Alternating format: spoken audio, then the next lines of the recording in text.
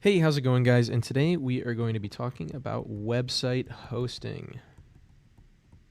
So, what is website hosting? Basically, maybe you made a website, right? And you wrote that website in HTML, CSS, and JavaScript. Well, now that you have this website, you need a place for it to live. That place is going to be called the web server. Well, web servers are generally leased by different companies. So, for a good example, Muffin Man Hosting. Now, when you put your website onto this web server, people are then able to get to it over the internet. So, let's say here, this person is the client, and they want to access your new website that you put on the web server. Well, they will make a request for that domain name, like google.com, right? Is a good example. Right? And over the internet, it will route that request and eventually it will make it to the web server. So then the web server will look and it'll say, yes, I do have the contents for google.com, and it replies back with the HTML, CSS, and JavaScript back to the client. And now they can view their website in the web browser. And that's basically website hosting in a nutshell. But there are multiple types of website hosting. So the first type we're going to talk about is shared hosting. With shared hosting, when you put your website on a web server, that web server is actually going to be hosting multiple websites in its folder structure. So it'll sort of look like this logically. Each website is going to get a piece of the web server pie. So you'll get gigabytes of storage, whatever, it doesn't matter, and each website is going to get the same amount. Or if you're paying a little bit more on a shared hosting site, then you can get more and other websites will get less. And basically, when a client makes a request over the internet for a specific website that's being hosted on this web server, it will send the request, it'll get routed through the internet, right? And it'll make it to the web server.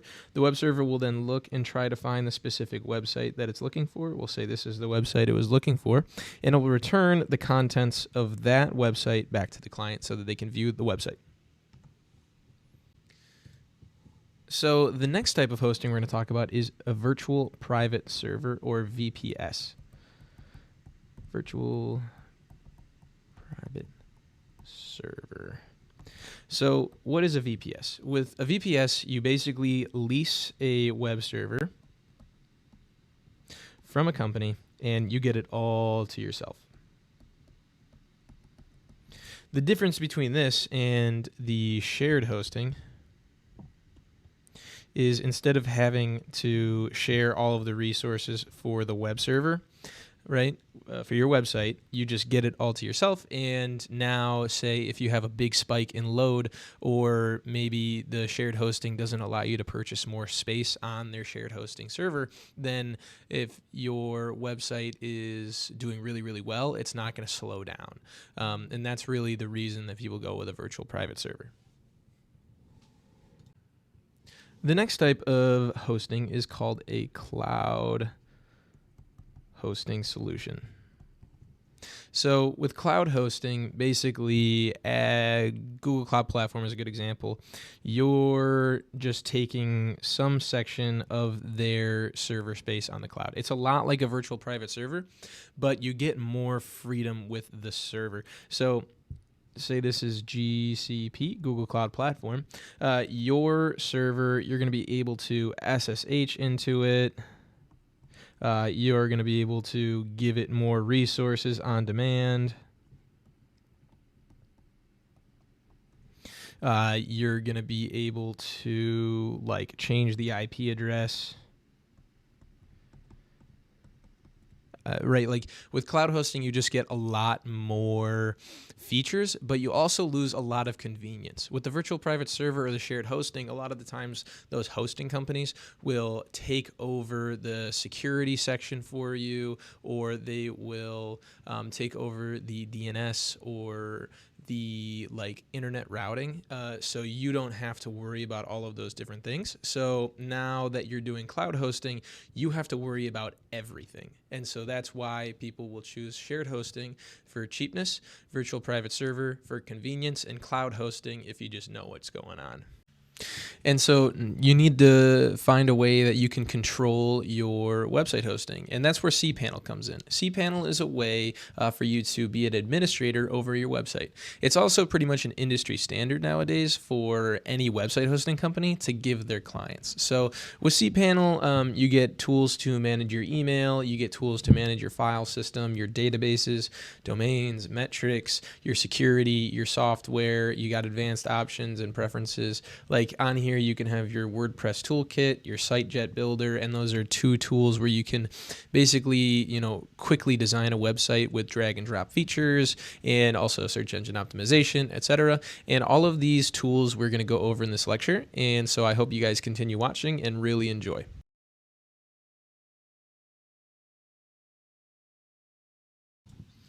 So in this lecture, I want to go over under files, the file manager.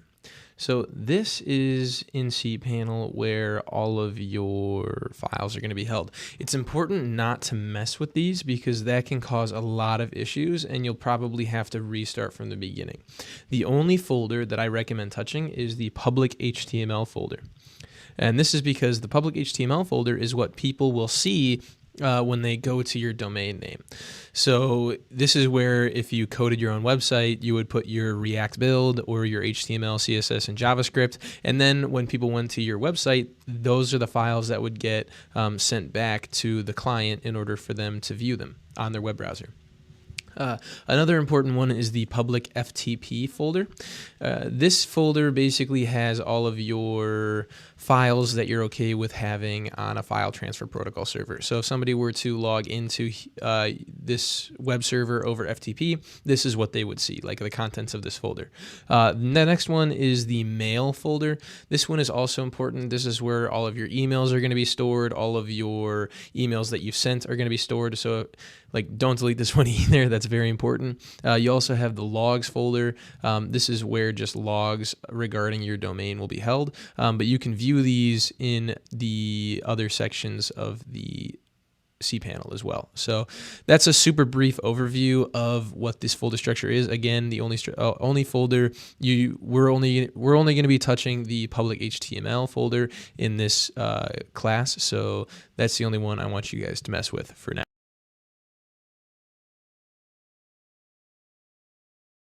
The first thing you want to do in your file manager, or in your cPanel, sorry, is go to your file manager. And so again, like I talked about in the last lecture, we're only going to be touching this public HTML folder, and that's because this is where your HTML, CSS, and JavaScript files are going to go so that they can be delivered to the client when they go to your domain. And you'll see what I mean by that in a second. So let's say we go to our web browser, right, and we go to where my domain is. And so you'll see this is actually the folder structure of my public HTML file. And that's because this is being returned because there's literally nothing in my public HTML folder in my cPanel. And so this is my domain. And now let's upload a website to it in HTML, CSS, and JavaScript. So the first thing you'll do is go ahead and navigate to where your website is being held. For me, I have it in this folder. So let me go ahead and I'll double click into it and you can see this is the folder structure for it. Now it's very important that you name your homepage index.html. So if you look at this, right, this is my index.html, and it's very important that this is your homepage is labeled index.html because that tells the web browser, or sorry, that tells the web server what page to serve up when someone goes to your domain directly. So I'm going to go ahead and put this all into a zip file. and I'm going to go into my public HTML folder, and I'm going to click on the upload button. And now I'm going to go ahead and drag this zip folder into this section here. And now my entire website has been uploaded to the web server. We'll go back and you can see that the zip file is now here. And all you're going to do now is click on the extract button in the right-hand corner and then select extract files again.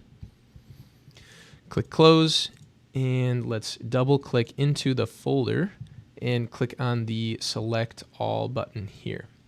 Next, we're just going to select the move button and delete spearing HTML and click on the move files.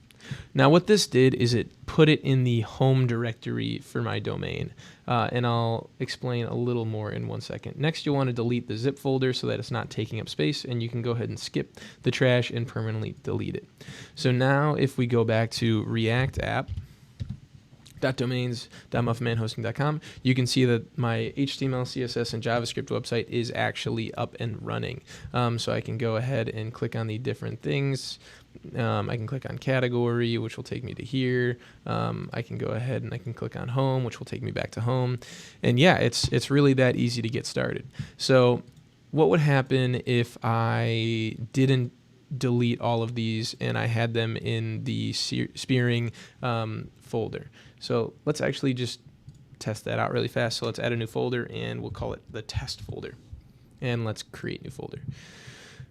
So now here's test. And so what I'm going to do is click on the CSS, hit Control, Images, JavaScript, JS, click on the About, right? And I'm going to move all of these into /test and click move. So now you'll see that all of the folders went, or all the files went into this /test folder. And if I go back to my domain and I click on the refresh button, it's going to give me a 404 saying that nothing exists here. So let's actually go and edit this and say /test and check this out. Now it's going to give me the website again, right? And why is that? That's because we added another folder called test in the public HTML folder, and that's where we put all of our website items. So if you want to have multiple websites on here or different paths, you can just make a new folder, and then when you go to it over your domain, you'll add in that path, and then that's where the website will be. But it's really important that you have an index.html in your public HTML. Otherwise, when somebody goes to your domain name, it's not going to be found. And that's how you host a HTML, CSS, and JavaScript website in cPanel.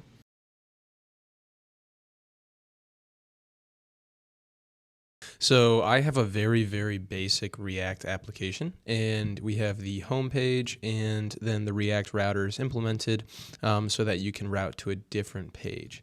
And so if you click these two buttons, you go to the home page and you go to the different page. So let's go look at the code here, and this is pretty much it, right? You have your package.json, package.lock.json. And so now all we're going to do is in our terminal, we are going to run the npm run build command. And so what this does is it takes everything from your source, your public, and anything from your node modules, and it will combine it into this build folder, which is basically your production ready code deployment in HTML, CSS, and JavaScript. So now you can see we've put it all into static assets, and so like we have our index.html here, and that's going to be the home page that we see. And so now that we have our build folder, we're going to go ahead and find it in our folder structure and put it into a zip file. So I'll pull this over here, and we can go into our example React app. We can find our build folder and right click it and then compress to zip. The next thing we're going to do is go back to our cPanel. So here, close out of this. And now that we're in our cPanel, we want to navigate to our file manager. In here, again, like in previous lectures, we only want to touch the public HTML folder. And in here, we're going to upload our new build zip folder. So we'll take our build here and drag it and drop it. and we will click the go back to a username or go back button, and that's fine. And so now here's our build.zip located in our files, and we're going to click on the extract button, extract files, close, and then now we get our build and our build.zip. You can go ahead and delete the build.zip and skip the trash as to save space on your cPanel. And then we can double click into our build folder, and we are just going to simply select all. And we're going to click move, and we're going to put it in the public HTML and select move files. And again, like in a previous lecture, the reason that we need it in this directory, in the public HTML directory, rather than it was still in the build directory, is so that when we go to the URL, we don't have to put /build into it. It can just be our domain. So now all of our assets are here, and we can delete the build folder as well, because that is no longer needed. And if we go to our domain, right, we will get our page. Now, something interesting is going to happen, and I'll show you that in a second. So we're going to click on the to different, right, and it's going to say, you know, there's a 404, it can't be found. So why is that, right? So if you're using like the React router, basically, and I'm going to draw this out for you. So when you have your website that's written in React, right, here's your website, and it's on the web server now. Oops. Basically, React Router does this thing where when the client requests your website, right, makes a request to your website for the website, it then returns all of the static files. And so now it can, on the client side, it will route all of the traffic on the client side as to avoid having to make multiple calls to the web server. So what happens if the client puts in a path directly? Well, for us, the path is /different. So then there's our domain right here, and then there's /different. So basically, the client is making a request for /different to the web server, and the web server doesn't understand that request because it doesn't understand the React router. So what's going to happen is the website is going to return a 404, meaning that it couldn't find the path that you were looking for. So how do we fix this? Well, basically, we need something called a .htaccess file, and this is very particular to Apache web servers, which is what cPanel is built on. So what the .htaccess file does is anytime there's a request made for any path, right, to the web server, it will then attempt to read the .htaccess file, and the .htaccess file tells the Apache web server how to route the traffic so that it will actually return the /different path instead of a 404.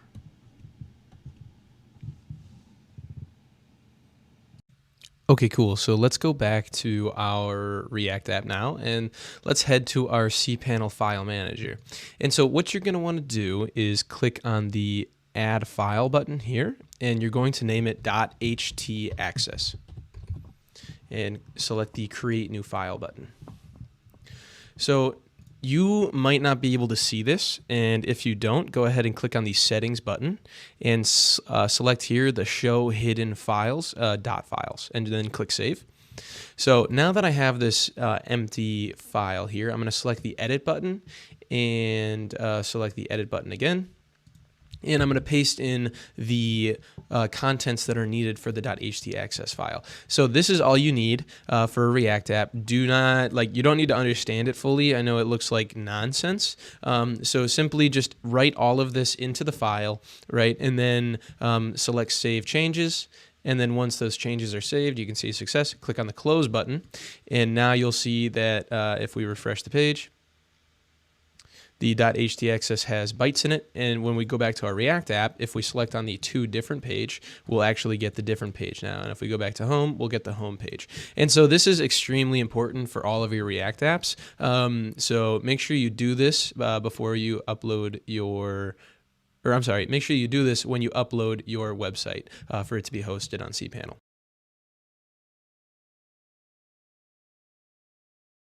Images. So if you scroll down to Files and you find Images, you can go ahead and click on it. And so you'll be greeted by these three options, and very quickly I will go over them. So there's the thumbnailer. If you don't know what a thumbnail is, it's basically a small version of an image. So, you know, in maybe you're on Airbnb, right? And you are scrolling through all of the beautiful homes, and there's a small image of the home, and then there is, when you click on it, then you get the bigger image of that home. So the thumbnail is basically a condensed version of that big home picture. The same goes for YouTube. You create a YouTube thumbnail, which is what people see when they're about to click on your video. The reason for thumbnails is it actually saves storage space. So say you have a really large video, image, like 1 megabyte image, right? That takes up a lot of space on your server. So instead of duplicating that image and using it in multiple areas for load time when somebody is accessing your website, and say in CSS you want to resize your image, well, you don't necessarily have to do that anymore because you can create a thumbnail of it using cPanel. So let's go over that really quick. So we'll click on Thumbnailer, and I am using the website that I uploaded in HTML, CSS, and JavaScript for this. So I'm going to click on Public HTML, and here's the images. And so all I'm going to do, we can go inside them quickly, and you can see, you know, here they all are. I'm going to click on thumbnail, and what it's going to do is it's going to turn all of them into a 25% version of what they were, and it's going to keep the aspect ratio. So I'm going to click thumbnail images, and it will go through the entire directory and thumbnail all of the images. So now we can see an example of this if we go into our file manager. I'll refresh the page, and we'll go into our public HTML and into images. Into images. Now we see a thumbnails folder that was created, and it basically went through and ran a loop over all of these photos and put condensed versions of them into the thumbnail directory. So let's check this out. Let's go to aboutimage.jpg. So if we type in our domain, and then we go to the in the images directory and to the about-image.jpg, we will see this. And what happens if we go into thumbnails instead? So here we go, images/thumbnails/ and if we go into it, it would be this. So, there we go. And we paste it in here, and we press enter. Now we get a condensed version of it. And you can also see the size here. This is 14.25 kilobytes. And if we go back one directory, we can see that the aboutimage.jpg is 96.61 kilobytes. So it saved us some space. Next, we can talk about the scaler. So the scaler does the same thing, but on a per image basis. So if we click on scaler, we can scroll down and go back into our public HTML folder and click on images. And again, we'll use the aboutimage.jpg. And so we can click on scale. And so now you can see here will be the new dimensions for the file. So these are the dimensions currently, 972 by 648 pixels. So we're going to change this to, we'll say 500 by, okay, so it automatically did the percentages for you in order to keep the aspect ratio. So now we have 500 by 333.33 repeating.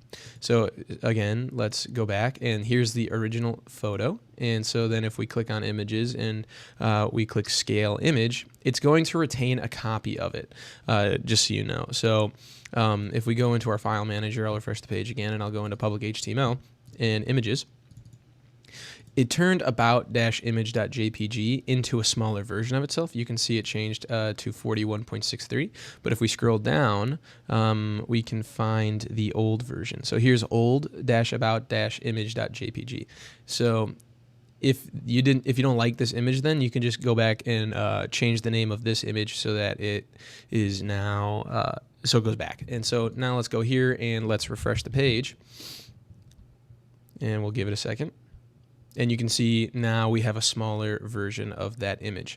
So if we go back again, and now let's look at the converter. So this will change all of the file types for the images in the directory. So do be careful with this. So let's go to the converter and let's scroll down to public HTML, images, and oops, sorry, let's go back.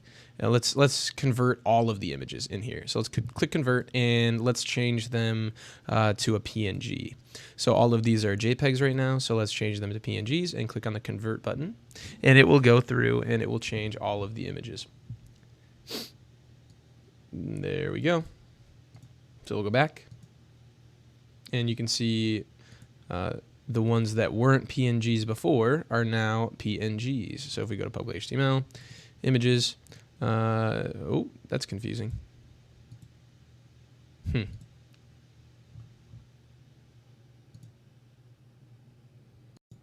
Oh, I apologize. So what it did is it kept the old image and then it made a new one that's .png. Sorry about that. So now if we go back to here, we can go to, instead of .jpg, PNG and press enter. And now we have the exact same image, but it is in a different file format.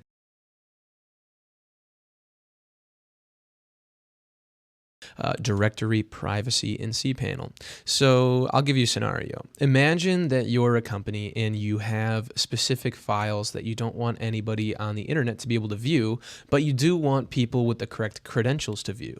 Well, that's really easily done using cPanel. So let's go into our file manager and let's go up one level, and here we can create a new folder, and we're going to call it confidential. Okay, and we're going to create this new folder. With confidential, we're going to put a new file in it called mystuff.txt, right? And let's create this new file, and let's go ahead and edit it. Wherever that edit button went. There it is. And we'll click on edit again, and we're going to say, this can't be public information, exclamation point. And let's click on save changes. So now we have this confidential folder in here that we don't want people to see. So if I were to come here and I went to /confidential, I would actually be able to see the mystuff.txt. And that's bad, because if I click on it, this can't be public information. So what do? We go back to our cPanel tools and we scroll down to the directory privacy function.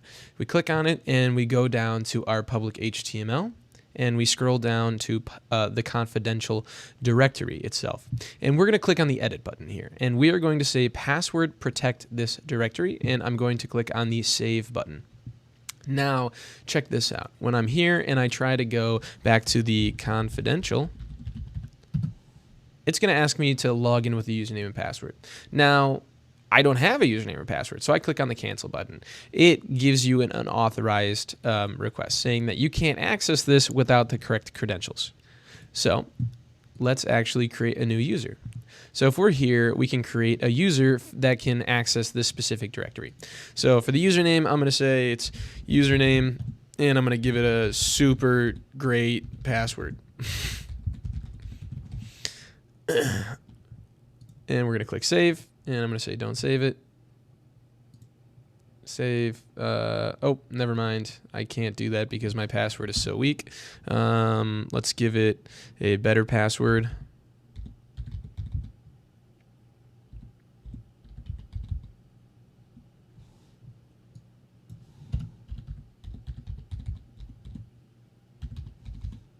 And let's click on save. And so now we have successfully created a user for this. So if we go back here and I'm going to click on the refresh button, I'm going to give it my new credentials.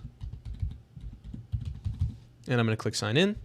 And I'm going to say don't save. And now I can actually access all of the items that I need to by clicking on my stuff. And here is the public information that shouldn't be accessed. And that's how easy it is to create a private directory in cPanel and protect a lot of your confidential information that your business is running or you just don't want people to see, except for you, who's the administrator. All right.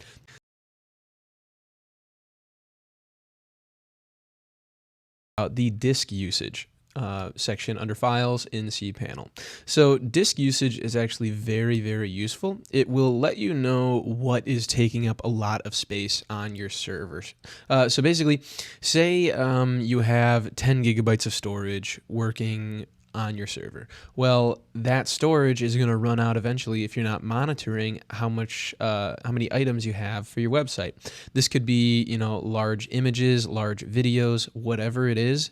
Uploading it to the server could cause it to run out of space, and for you to then get a notification that you can't upload anything or fix things that you've broken. So it's very important to monitor your disk usage. Also, it could potentially point out if you have been hacked and people are using your server for something. So if you're looking at this, you can see that my public HTML folder is taking up the most storage out of anything. And if you want to scroll down, you can actually go ahead and sort the directories by name or by disk usage. And so this is sorting everything from, if you go back to tools and you scroll down to the file manager, it's just sorting everything in here.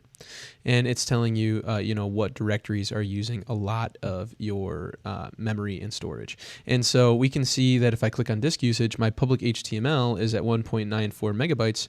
And also we can see that I have a 10,000 megabyte quota, and meaning I can't go over 10,000 megabytes on this server. And I've used 3.57 megabytes. So again, just look out for this, monitor it, and make sure that certain directories aren't doing weird things, like logs. If logs is for some reason getting really, really big, you might want to go into it and investigate. Same with your mail. Your mail can get really cluttered. So if you're checking your email often and deleting emails, then you should be fine. But say you just leave your mail alone, well, this can get to a serious amount, and then you won't be able to do anything for your website because because you have so much mail.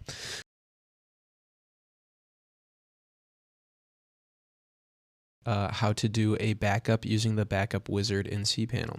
So if you scroll down to files, you'll find the backup wizard located here, and you can just click on it. And so here in this wizard, you can do your backups, and you can also do the restores. So let's first just focus on the backups. So if you click on this backup button, it will take you to this screen. And here you can select either a full backup or you can do a partial backup. And these are clicking the right one is very important for your use case. A full backup is only if you are moving to a different server. And it does say here you can't restore from a full backup using the cPanel wizard.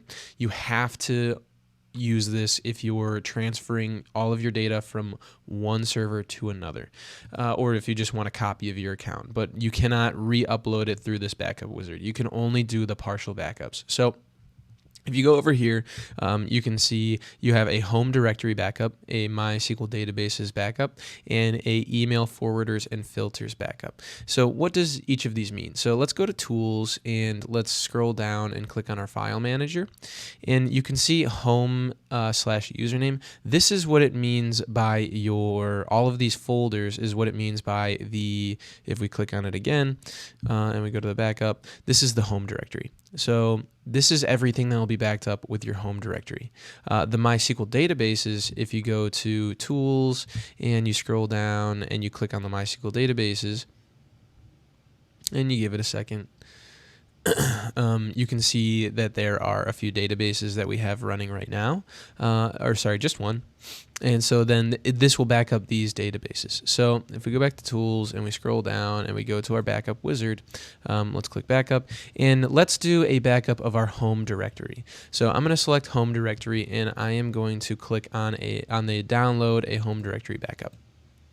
Right, and it's going to put it in my downloads folder. So now what I'm going to do is I'm going to go to my file manager and I'm going to scroll down to my public HTML and we can see that I have all my folders here. And let's go to my domain and we can see here is my website. So let's create an emergency scenario. I'm going to click select all and I'm going to click the delete button and I'm going to skip skip the trash and just delete everything from my public HTML folder, which is where my website is hosted. Now this is a disaster scenario because we don't have our website. It's nowhere to be found. So what do? Now we can go ahead and restore from a backup. So all I'm going to do is go back, and on the first page here, backup or restore, I'm going to click on this restore button, and I'm going to say the home directory, and I'm going to click on the browse button, and I'm going to go to my downloads folder where the backup is stored, and I'm going to click on open. Now that it's uploaded, I'm going to click on the upload button. Or I'm sorry, now that it was selected, I'm going to click on the upload button, and we can see that there was a successful system restore for my backups. So I'm going to go back, and we can actually go to our file manager, refresh, and double click on the public HTML, and we can see that our website is back up and running as if nothing ever happened. And now we can continue on with life, knowing that if this ever happens again, we're going to be okay. Awesome. Thanks for watching this video, guys. And also, if you ever want to back up your MySQL databases, your email forwarders, or your email filters, you follow the exact same steps that I did for the home directory.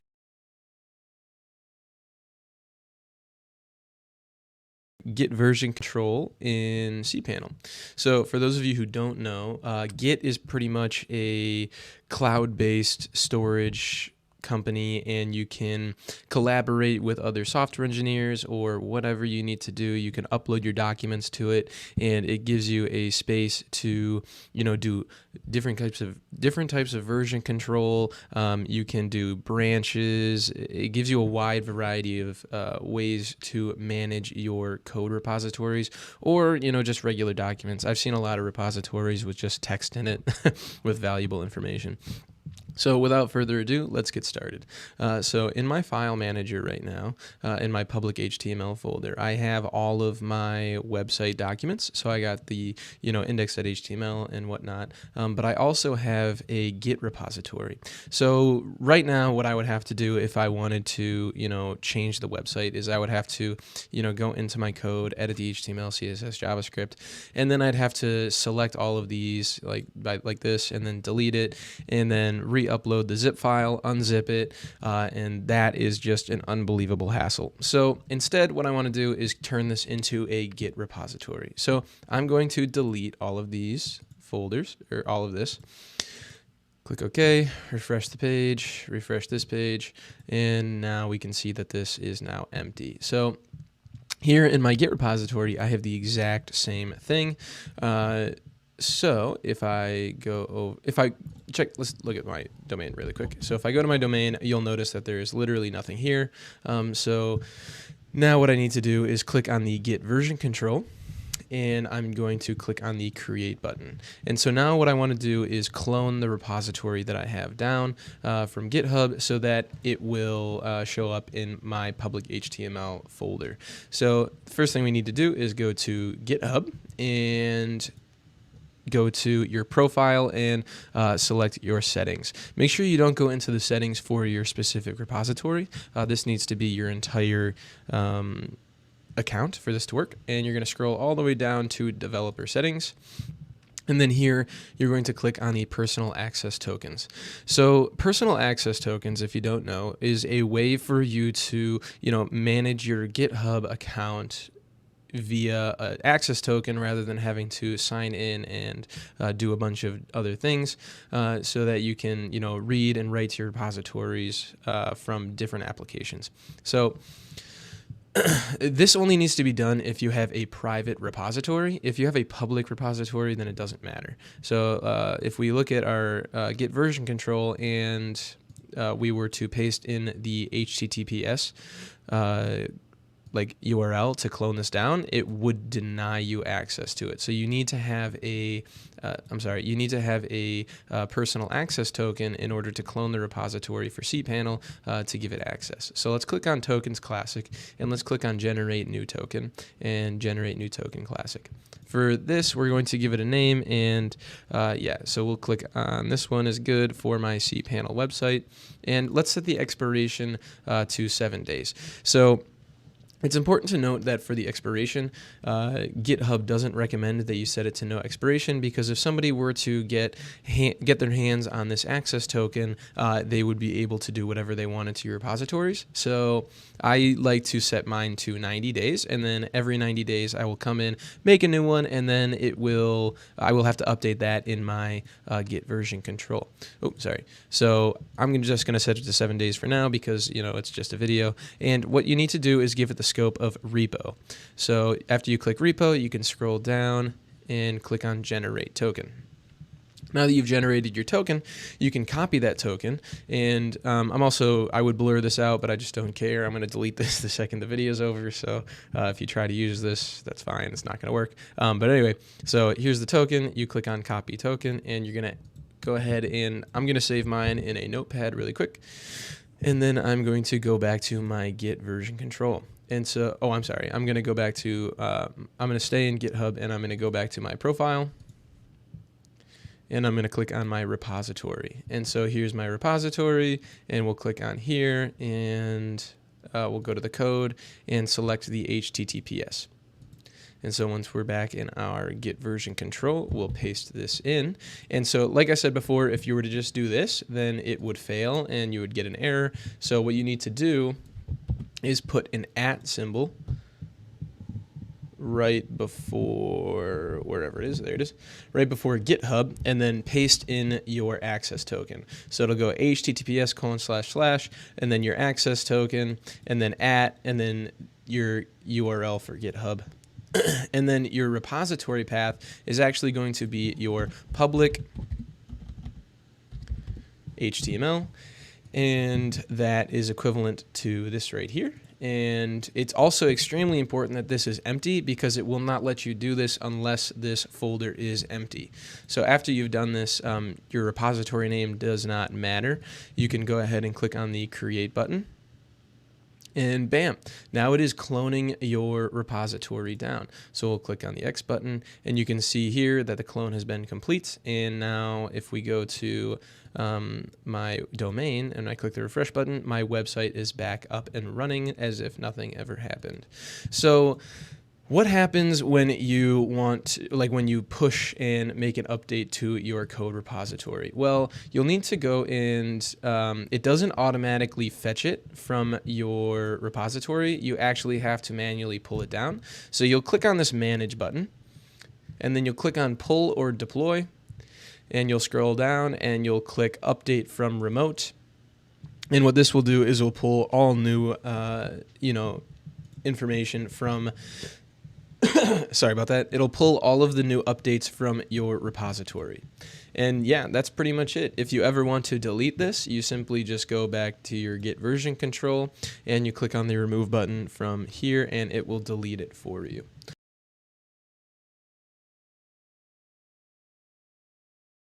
In your cPanel, click on email accounts. And here you will see that you are given a default email with your username. So in my case, username is my username. So I'm going to create a new email by clicking this +create button. And here is the domain that it's given. If you have a subdomain, you can also click on that subdomain. But this is the main domain that I want it to have. So it'll be like your email at the subdomain. So I'm going to enter an email address of info. Right, and then I'm going to create a password. I'll use a securely generated password, sure. And then I'm going to click on create after I copy this password.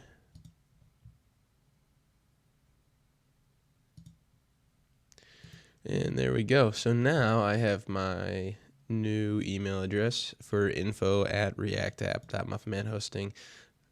Or .domains.muffmanhosting.com, and now I want to actually check my email. So so you're in here, you click on your email accounts, and you want to check your email. You just simply click this check email button, and it'll actually take you to something called webmail. And so this confuses a few people when you first log in. All you need to do to actually check your email is click on this open button here. I personally like to have it open my inbox when I log in. So when you click on this, it'll automatically take you to your email account rather than give you this webmail screen. So once you click open, it can take a second, and then bam, now you're in your email. And so now from here you can just basically like Outlook, where you just compose an email, right, and you can send it to people. You can check your mail, check your contacts, have your calendar, and all that fun stuff. So yeah, it's that easy. And then if you want to go back to your cPanel, you just click on Webmail Home, and then there is a drop down here and return to cPanel.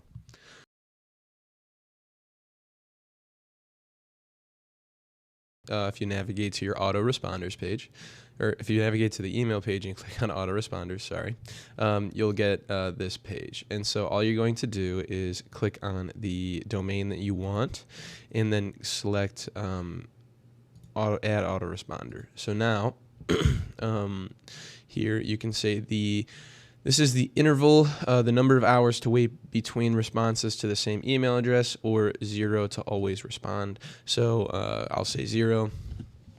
And then we're going to add in the email. So for this, we're going to say this is coming from info@reactapp.domains.muffmanhosting.com. And then the from is going to be React app.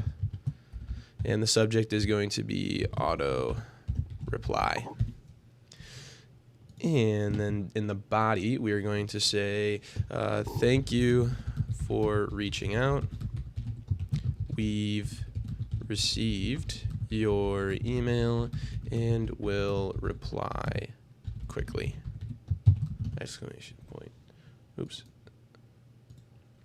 And so now what this does is when you click on create, it will create a autoresponder where anytime somebody emails info@reactapp.domains.muffmanhosting.com, this will automatically reply to them. So from React App, the subject is auto reply, and the body is thank you for reaching out. We've received your email and will reply quickly. And so this is really nice. People like to know that their email was received, and this is a great way to show them that it was received, especially if you're running a company. And then all you got to do is click on the create button here, and your autoresponder has now been created. What is a domain, right? So like, what does that mean?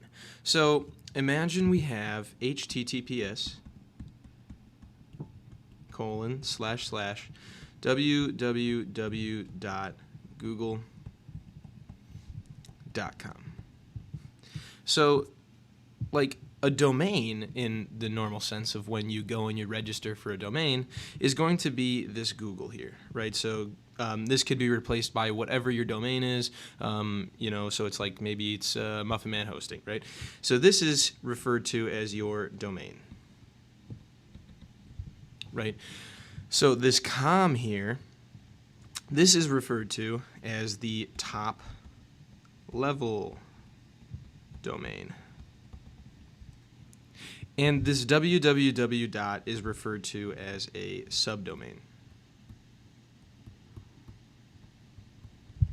Google, or so like anything in this position here can also be referred to as a second level domain. So if you hear anybody talk about domains and second level domains, know that they're talking about the exact same thing. So a subdomain can be anything really. This could be, you know, apps.google.com. And this is still owned by Google, right? So say your application domain or your domain is, I don't know, muffins.com. If you, since you own muffins.com, you're allowed to have any subdomain that you like. And these can go for as long as you want. It simply just doesn't matter. There is a limit, but it takes a while to get there. So you can just create subdomain after subdomain after subdomain, and it would still be owned by whoever owns this domain. And yeah, that's pretty much the breakup of what a domain is. And if you were wondering, this entire section here is referred to as the fully qualified domain name, or FQDN. And so, also this HTTPS here, this is also called the protocol. And so I just wanted to give you guys a brief overview of what a domain is, what a fully qualified domain name is, and what a subdomain is, and how just the internet is structured in this way. So in computer terms, basically the fully qualified domain name is read from the right to the left. So the computer will see com, and then it will see Google, and then it will see the subdomain www. And then it reads the protocol HTTPS.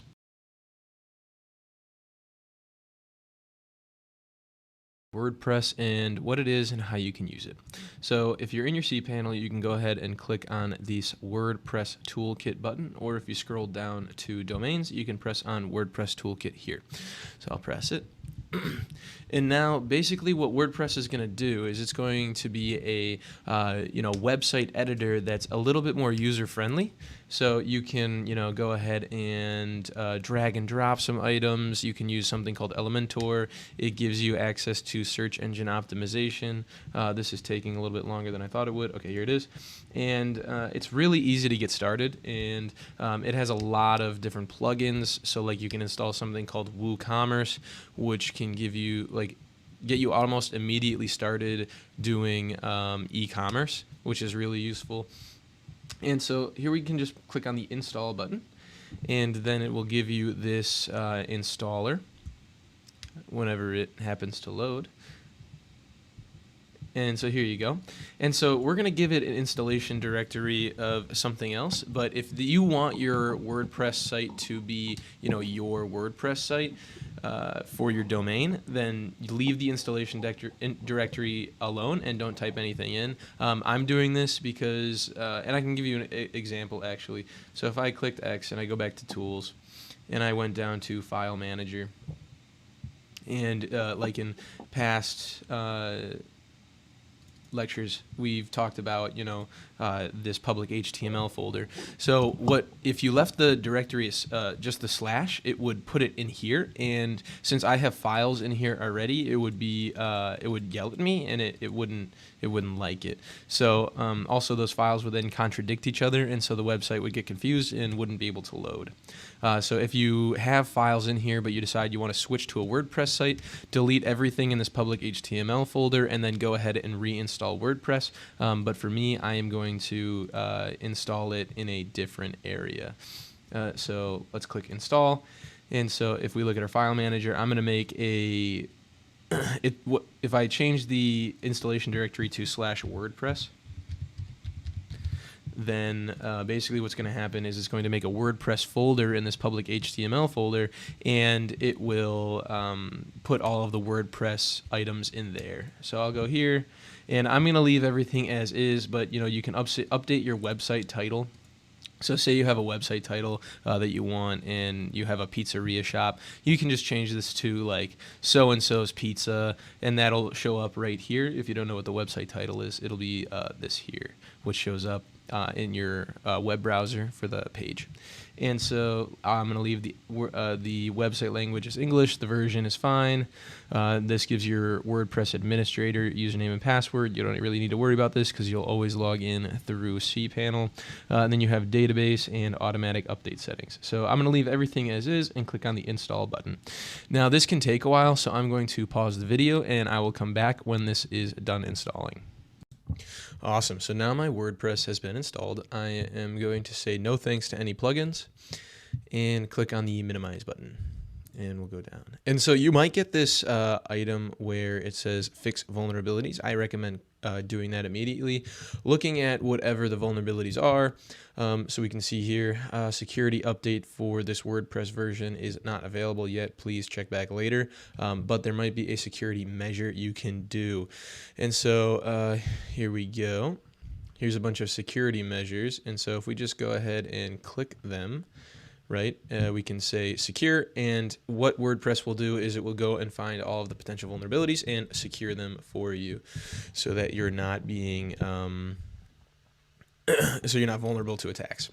And so while this goes through that, I will just go ahead and show you, what WordPress has to offer. So I'm going to click on this login button here, and it's going to take me to my WordPress admin panel. So here is where you can, control your WordPress website. So I'm not going to go too in depth with this because, going through WordPress would be an entire lecture, like an entire series in itself. But I will just go over the basics. So pages is where you like make website pages. So this is a website page, and so this is where you can make a website page.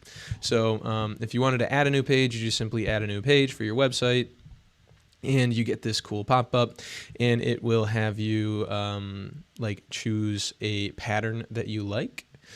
And I'm going to say no pattern for now, and we'll just click add. And so you can add a paragraph, a heading, a list, details. You can add your own code, quotes, media, images, audio, all this fun stuff. And so you guys feel free to play around with this. So just to show you what happens is, let me go to my domain now. So React app, and then / WordPress, because I made that WordPress directory. And so here is my new WordPress website. It gives me this template page, and you can actually go ahead and change your templates by going to the themes button, and you can select different themes. You can also do this from your WordPress dashboard. So if you went to appearance and you click on themes, here you can add a new theme, and you can search from an unbelievable number of themes for your WordPress website. So like say you wanted to change it to this one, you can. So the important thing to remember about themes though is that what they show you isn't what you get. It gives you a sort of like block feature where you can add stuff to it, but you're not going to, if you install this theme, you're not necessarily going to get what this looks like for your website, and then you can go ahead and edit the features. That isn't what a theme does. It just gives you like each page is going to have the same look and feel. So you'll have to design the website yourself, but it'll have a good look and feel to like these have. So the next thing we'll talk about quickly are plugins. And plugins are basically add-ons to your website. So you can click add plugin and you can go ahead and view a lot of them. So the one that I was talking about before is WooCommerce. So if I press enter, we can see here's WooCommerce, and this is everything you need to launch an online store in days and keep it growing for years. So it's really great. It allows you to create your e-commerce store in a matter of minutes. I recommend looking into this, and we will have a guide on how to make WooCommerce stores as well. So if we now go back to the themes, we can see we can change our themes, etc. We have users, there's tools, there's different settings you can do. Here's your media where you can upload your media. I don't have any, obviously, posts, and back to your dashboard.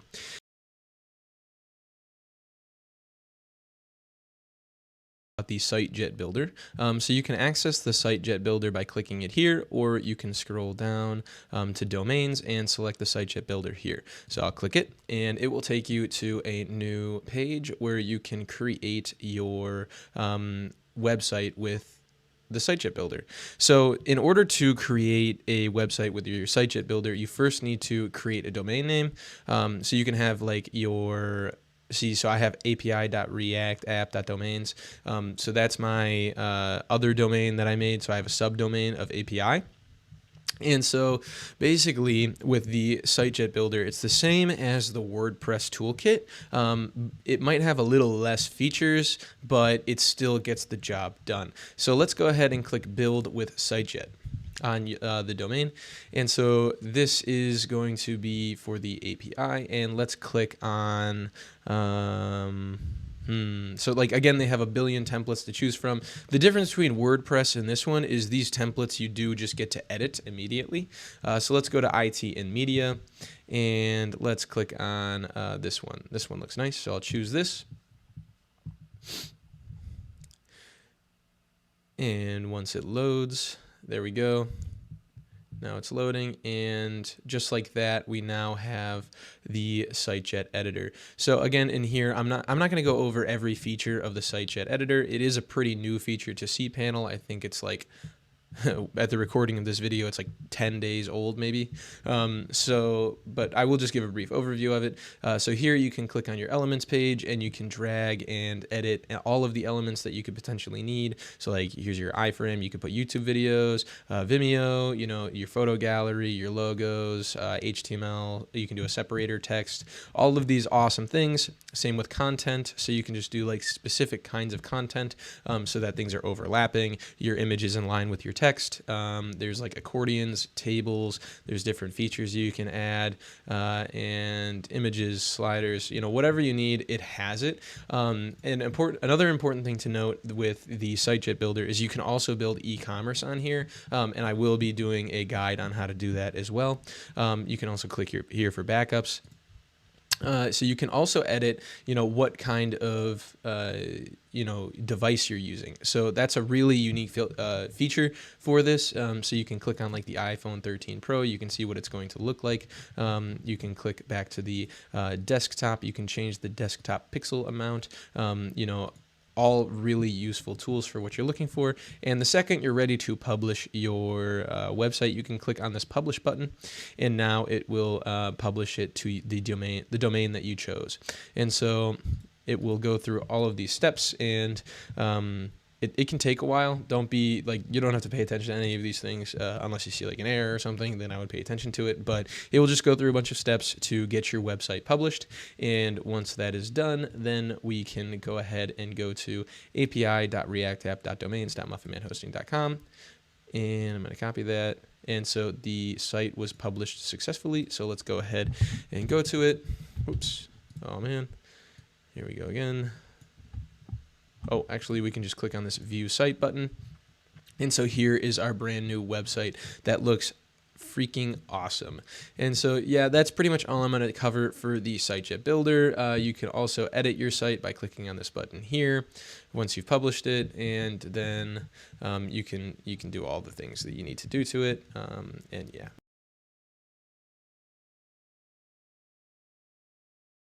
So if you scroll down to domains and you click on domains, it'll take you there and you'll get this page. So what is the purpose of domains? So I discussed, you know, in a previous video on the structure of a domain and what subdomains are, etc.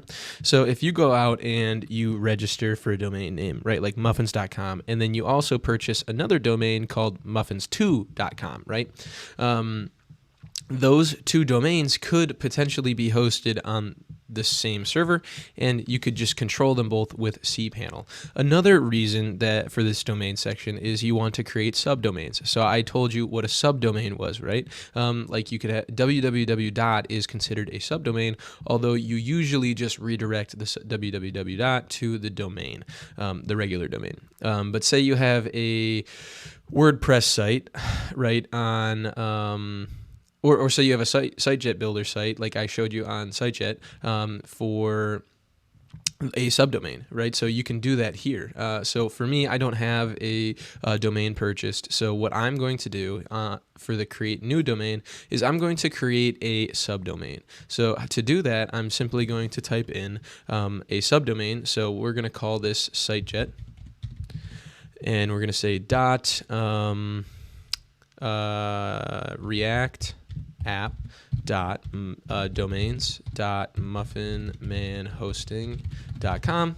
And so this is going to create a subdomain called SiteJet for my large domain of reactapp.domain.muffinmanhosting.com. And so now we can scroll down here and you'll see this error, you have reached the maximum number. If that is the case, so like on my plan that I have purchased right now, I'm only allowed to have one domain. And so that domain is this one here. Whoops, 1 second. This one. But if you look at it, you can create a subdomain of my existing domain. And so that's exactly what I'm doing. So if I type in the entire domain, I'm creating a subdomain of SiteJet for reactapp.domain.muffinmanhosting.com. And so I'll scroll on down and I will click on the submit button. And your add-on domain limit 0. Well, that's interesting. So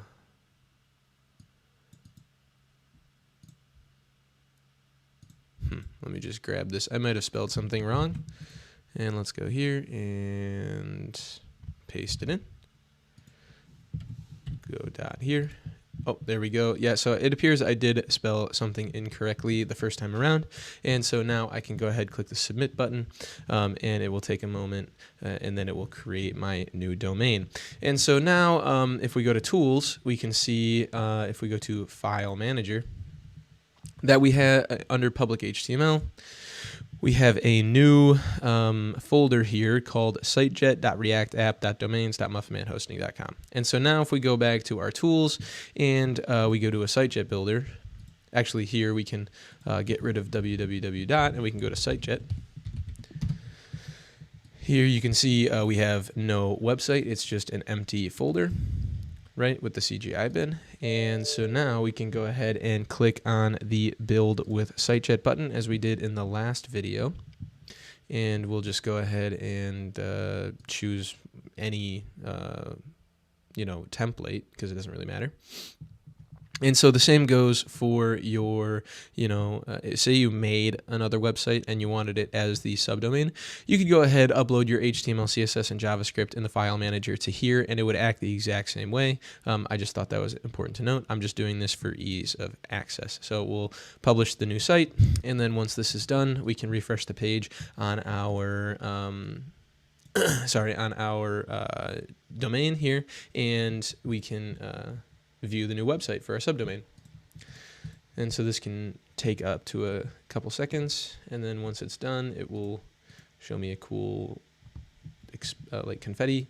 But anyway, actually we can see this in action. You can see it's creating all of these. Oh, sorry, let me go into the public HTML. And let's go into the SiteJet. You can see it's creating all of these folders in here.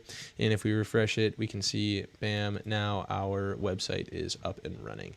And it's really that easy. And so, you can make as many subdomains as you want, I believe. Well, I guess it depends on your subscription to what hosting service you use. But yeah, so now your website's up and running on our SiteJet subdomain.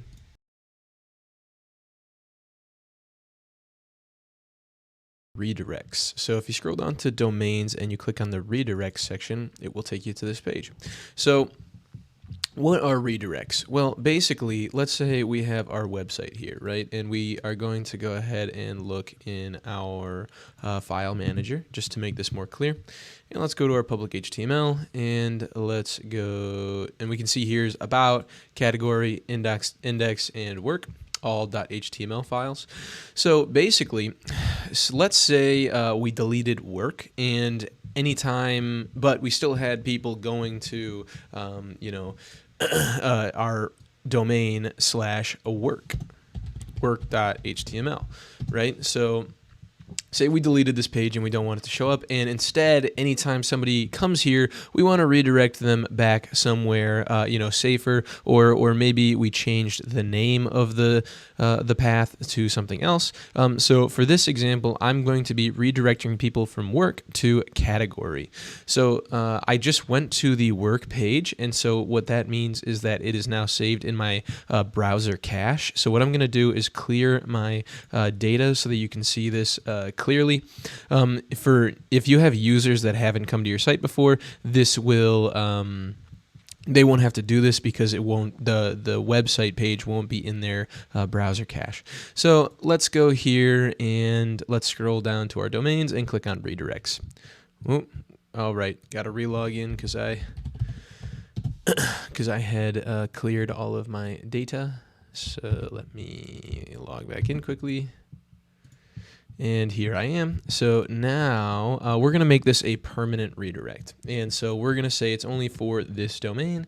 And anytime somebody goes to work.html, we want them to be redirected to http://react-app.domains.muffinmanhosting.com/category.html. Awesome. So now that people now they will be redirected like this. And you can also see www.redirection. So this allows you to say, if somebody goes to the domain without www. Say they just came like this. Whoops. Sorry about that. Let's go to our domain again, React app. There we go. And so say somebody came here without the www in it before it, which is the subdomain, then this wouldn't apply to them. Or sorry, if you click this, then if somebody has the www, it wouldn't apply to them.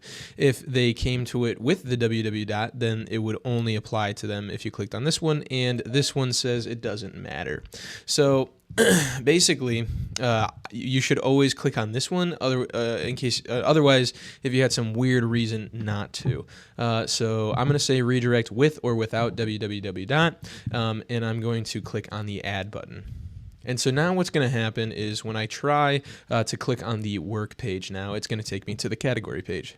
So if I click on work, you'll see it actually took me to category.html. Another thing to mention is that I had to specify .html at the end of it because this website was made in HTML. If you have like a React app or a WordPress app, you're not going to have this .html at the end of your files, so you don't have to add the .html to your file path. And so then if you decided that you wanted to bring back the work.html path, you could simply click on this delete button and remove redirect. And so if we went back here and we clicked on work, oops, sorry, let's refresh the page.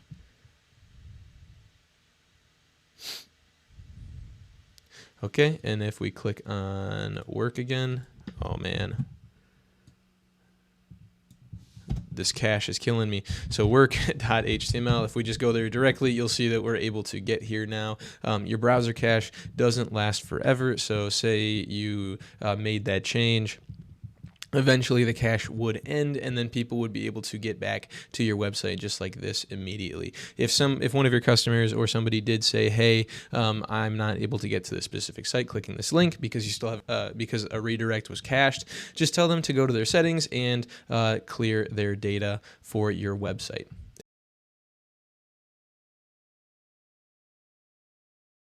We're going to be talking about the zone editor under the domains section. So if you scroll down to domains and you click on the zone editor, it will take you to this page.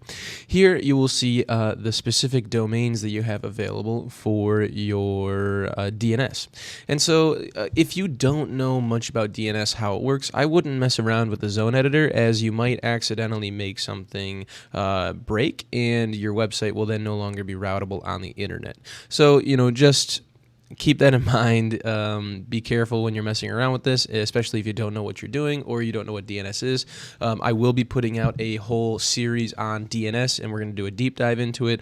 So if you are curious about that and you don't know what I'm talking about in this section, go ahead and watch that series. But again, DNS is a big area, so I can't cover it in just this one video. So anyway, back to this. If you do know what's going on, you can go ahead and click this manage button here, and it will then show you all of your DNS records for your cPanel, or for your domain on the cPanel. So you can see there's all sorts of different subdomains.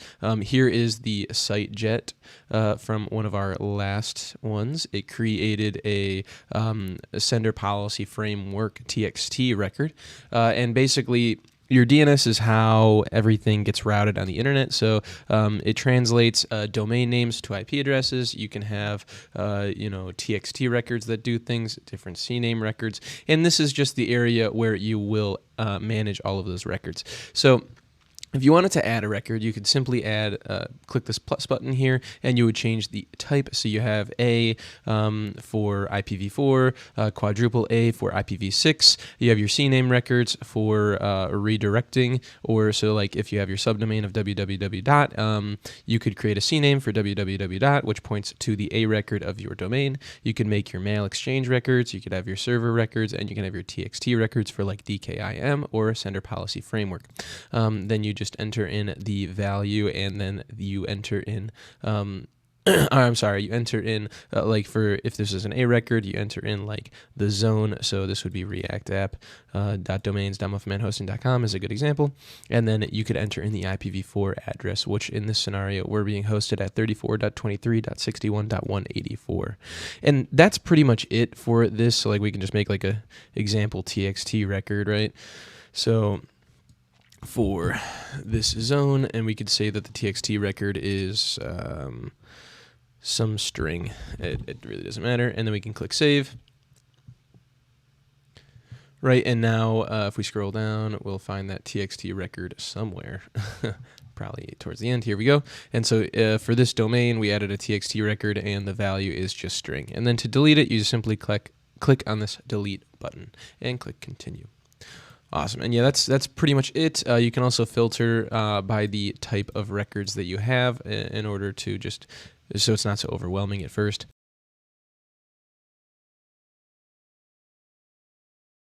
HTTP versus HTTPS. So what is HTTP? HTTP stands for Hyper Text Markup Language. And it's basically the way that the internet communicates. So here you are with a client, or sorry, as a client, and you make a request over the internet to the server. Well, that request is using a protocol called HTTP. And the server is going to reply back to you, the client, also using HTTP. So say any information that the client is sending to the server is going to be using HTTP. So let's say you sent your username and your password. So if you sent your username and your password for, say, your bank, then if it was using HTTP, if some hacker decided to listen in on your like communications between the client and the server, everything would be unencrypted. So that means like they could literally view your username and your password in plain text if they wanted to. And so that's obviously bad. So what the world decided to come up with, sorry, one second, is HTTPS. And that S at the end stands for secure. So what happens basically with this is you'll go out and say you own a domain of muffins.com.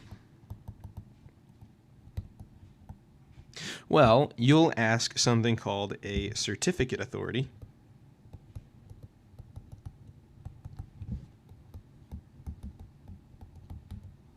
And they will grant your domain something called a certificate. Okay, and so what that certificate is it's a digital document that will live on your web server, and it will have a public key on it. And so now you'll go back to your web server for your website, and you'll place that certificate on it. Okay, and so now let's say you're a client. Well, so you decide, okay, I want to go visit, muffins.com. So you ask the web server for muffins.com, and the web server will actually reply with the certificate. Okay, and then your browser will create a public key for itself, and then it will give that public key, the client public key,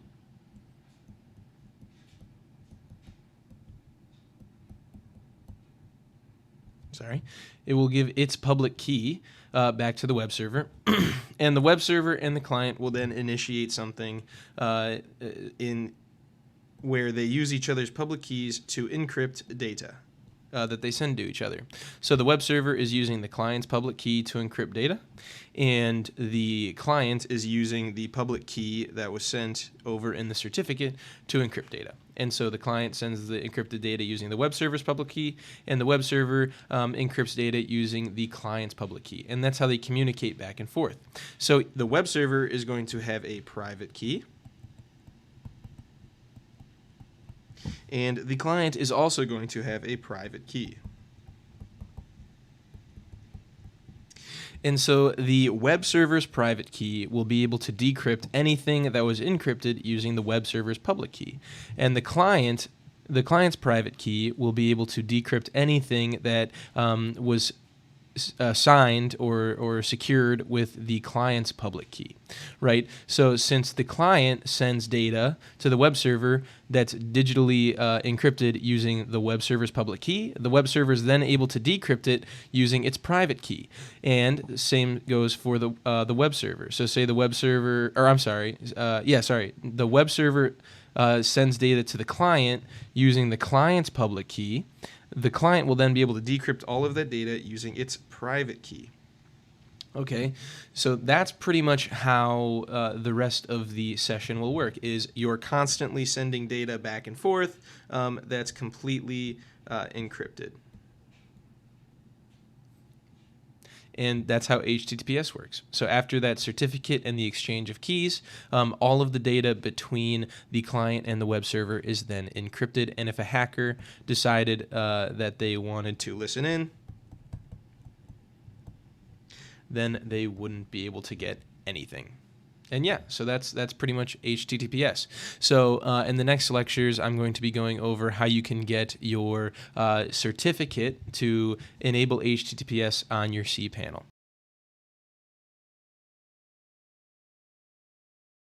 How to enable HTTPS on your cPanel website if it wasn't already enabled by default. So the first thing you're going to do is scroll down to the security section. And here you want to click on SSL TLS status. From here, if these aren't already green, you want to click on the Run Auto SSL button. So like in the last video when I was describing certificates, what this will do is it'll reach out to a certificate authority, and then it will get a certificate that is signed by them for your domain. And as long as your DNS is pointing to your to this server you're on, then everything should be fine. If it's not, it'll error out. And so then you'll have to go and edit your DNS. And again, I'm not going to talk about DNS in this lecture or in this series at all. I will be making a different series on DNS though. So you can go ahead and watch that when it comes out. So again, just click on this Run Auto SSL button, and the Auto SSL will say it's going in progress, and then it will encrypt all of these that it can. And then once it's done, your website will have HTTPS, and you should be good to go. So after you do that, though, you want to go to Tools, and you want to go to, let's see here, where's the domain? Here, you want to go to Domains, and you want to click on the Domain section. Here, you'll want to make sure that this Force HTTPS redirect is on for your domain in question. This is because you don't want people to even access your website over HTTP, because a lot of the times people's web browsers will automatically go to HTTP over HTTPS, and that means they have an insecure connection. And also now, in browsers nowadays, it will show up as a weird error message almost, and the user will have to say ignore and continue, and that creates a certain level of distrust with your website. So if this is on, even if they try to go to your website over HTTP, it'll automatically redirect them to use HTTPS, so they can't even use the unencrypted version.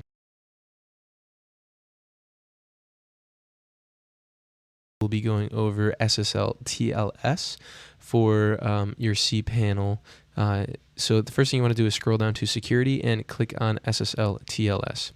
And so this will actually give you your key types. So if you remember from the video we watched, your certificate has a public key, and it also, your web server will have a private key. And so these key values determine the amount of encryption that is on your system. So if you use the system's default key type, it's RSA 2048, which is a 2048-bit string that encrypts, or that is the key. And so that's not that strong anymore. It used to be really strong. Nowadays it's not. So what I would recommend doing is going to the RSA 4096-bit, which doubles the amount of security, and it doubles the compute time that it would need to break the encryption. So if you select RSA 4096-bit and click Save, then this will change the key type, and it will automatically update your SSL TLS certificate. So another reason that you should do this is nowadays, a lot of big companies with secured networks will actually just say your website is insecure unless you increase your key security for your SSL TLS. And so if you leave it at 2048, a lot of companies, when people go to your website, it's going to say insecure, and that will drive away business, and it will just create a general distrust in your product. So change it to RSA 4096, which is the highest level of security that cPanel offers. You could do these two, the ECDSA and P384 and the ECDSA P256, but they're not as secure as the RSA 4096. So yeah. All right, well, thank you for watching this video, guys. I know it was very short, but just make sure you go ahead and you increase your security for your HTTPS.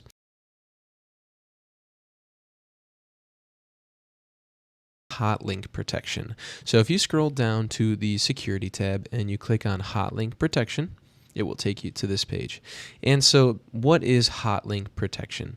Well, basically, you say you have an image or multiple images or videos or whatever that you're hosting on your website, and it's in your public HTML folder. Well, say somebody else really likes those images and your videos, and they want to display those on their website. So all they would have to do, as described in this description, is create an image tag or a video tag or an anchor tag or whatever, and they can create the source of this image tag as the URL for your content. So we don't want that to happen. One, because anytime that new website that is, has the URL for your content gets accessed, then it makes a request to get that image from your website, and your website will then reply with that image. And that takes up bandwidth from your website. So we don't want this to happen. So how can we stop this from happening? Well, we can enable Hotlink Protection. And so before we click the enable button, you want to make sure that all of the URLs that need to access your images are listed here. And cPanel does a really good job of just adding in the wwws and the fully qualified domain names and HTTPS versions or HTTP versions for all of your domains and what could potentially need access to your images or content. So then you can scroll down here and you can say block direct access to the files that end in these specific extensions. So we have JPEG, JPEG as well, a GIF, a PNG, and a BMP. And so now you can just click on the enable button and it will enable Hotlink Protection. And if we go back, you can click on the disable button to stop it from happening if you made a mistake, and then you can correct it. And then you can also click here to allow direct requests. For example, when you enter the URL of an image in a browser. So if somebody decided that they want to go to this URL directly, it will work. But if it's requesting it for the tag of a different website, then it will deny it. And yeah, that's pretty much all I have for you today. I recommend enabling Hotlink Protection. It will save your website bandwidth if you get a website that has cool content and whatnot, and so then other people can't use it.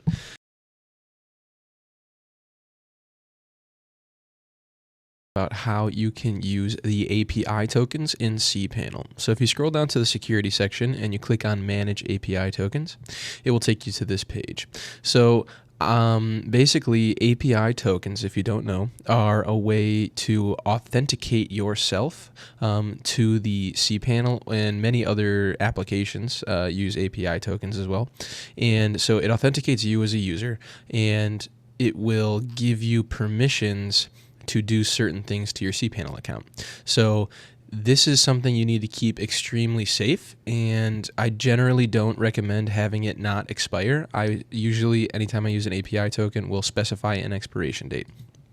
Also, this is a good way to automate backups of your cPanel, like databases or website, because what you can do with this is from a remote server, you can use your API token to request a backup. And I'll take you to the documentation, but I won't show you exactly how to set that up because I don't want to set up another server. So I'm going to enter an API token name. I'm going to call this a website token. Right, and I'm going to specify an expiration date, and I'll leave it at the default of January 21st, 2025, and I'm going to click on the Create button. And so now my API token will be created, and this is it right here. Again, I'm going to delete it right after this video, so I don't mind if you people see it. And I am going to say, yes, I saved my token. And now you can see here it is. And basically, if you want to learn how you can use these API tokens with code or using the curl command, you can just click on this documentation page here. And I'm going to say allow all, and basically it will give you a brief overview of what the API tokens are and their functionality. So if you create an API token, it will give whoever has that token full access to your cPanel, so it is very important to keep it safe. Basically, actually this is not the best documentation, so I'm going to click on the Manage button, and I'm going to click on the Using API Tokens. And here it will take you to another page, and it will show you basic examples of how to use these. So here's one with the curl command. So you would put the API token in the authorization header, HTTP header, and you would give it like this specific URL, so it would be your domain, and then over port 2083, and then it would be /execute, and then you would choose the model, you would choose the function, and you would give it the parameters that it needs. So you can see here, here's an example API token. Example.com is your cPanel server domain, etc. So now we can click on here, and I'll actually take you to the documentation where you can find out how to automate your backups. So it'll give you a quick introduction, and if you scroll down to basically all of these are ways where you can implement the API token using different forms of code to update what's happening. So let's click on cPanel features for a second, and right here you can run a API, or you can run a function using the URL, whatever, to return your cPanel account's features. So that's pretty cool. That could be useful. But anyway, let's go to cPanel account backups and click on this backup section. And you can do it via file transfer protocol. You can save it directly to your home directory. You can back up your cPanel account via SCP with an SSH key if you're on Windows. And you can back it up with a password instead if you don't want to use an SSH key. And so yeah, that's pretty much everything there is to know about API tokens. It's just a way to do things remotely rather than having to log into your cPanel every time and edit things manually. And yeah, I'm going to revoke my token now. Yes, revoke the token. And now I no longer have an API token.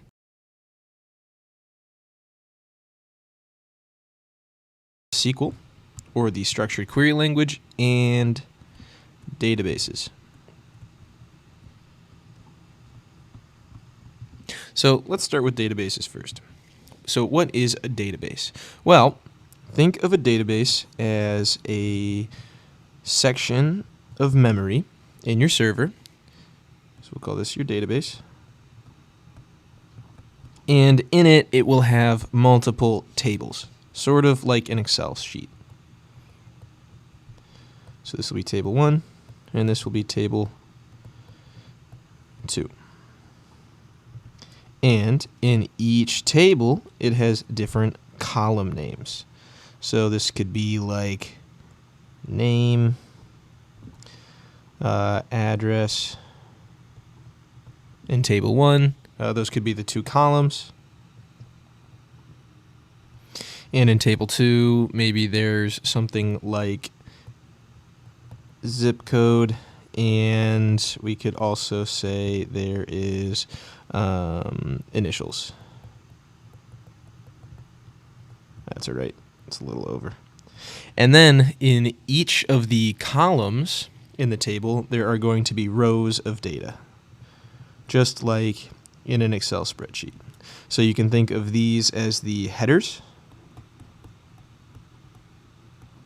And so the headers are the, we call them the column names.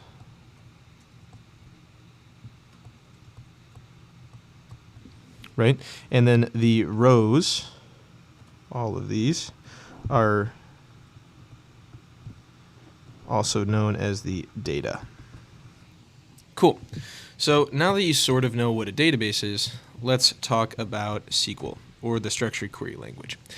SQL is the way that you communicate with the database, right? So let's say, again, we have our database here, and there's one table, and in the table there's a first name, row or column, sorry. And in the column there's like Frank, we have Hannah, and we have like, I don't know, Jess. So in SQL, there are different forms of queries you can do. We're going to, there's a bunch of them, but we're going to focus on these individuals. There's the select.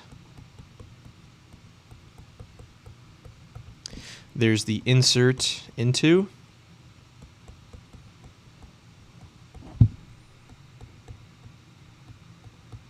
There's the update. Oops. And there's the delete.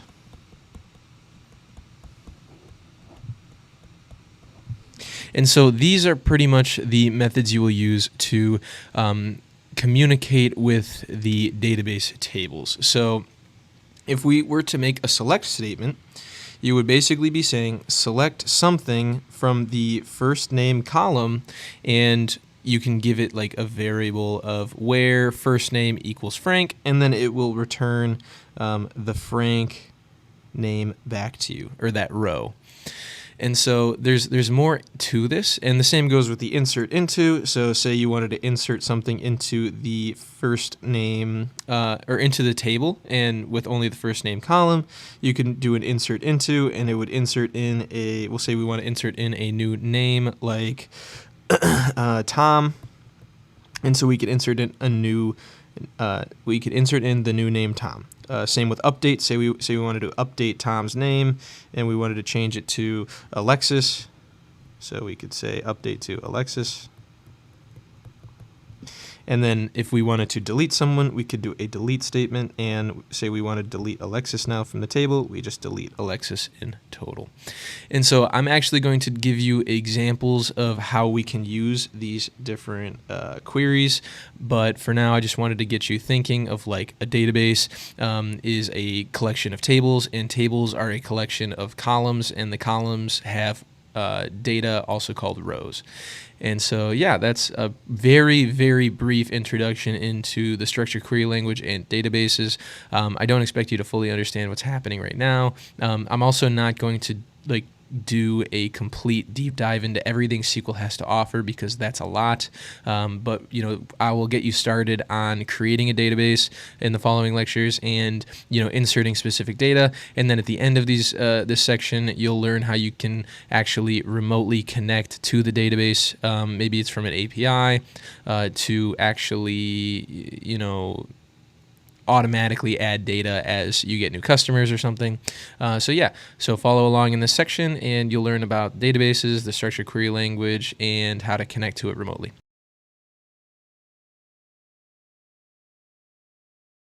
how to make a MySQL database and create a database table in cPanel. So you'll go here into the databases section and click on the MySQL database wizard. Here you'll be prompted to name your database. So for me, I'm just going to name it database and click on next step. Next, you're going to be prompted to create a user for your database. And so for me, I'm just going to call it database _ user, and I will create a password for it.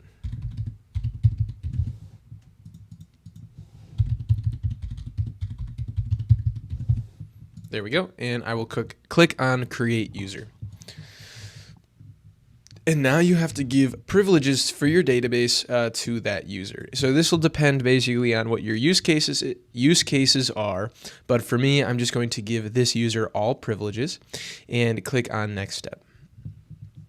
And now your database is created, your user is created, and the user permissions are created. So next we'll click on return to home. From here, we'll want to scroll on down.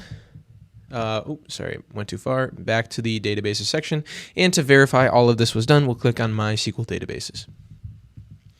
And if we scroll down, we can see there is my database. And we also have a user for the database. Here's database user. So next we can go back to tools. We can scroll down and let's click on the PHP My Admin button. So this will take us here, and basically what PHP My Admin is it's a software that will allow you to, manage your MySQL databases. So all of your databases will show up here under username, and so now this username will be replaced with your cPanel username, but my cPanel username is username, and so every database is going to have your cPanel username _ and then the name of your database. So we can see I have 3, but we're going to be editing this one today, the username _ database. And so it's an empty database, so you're going to be prompted to create a new table.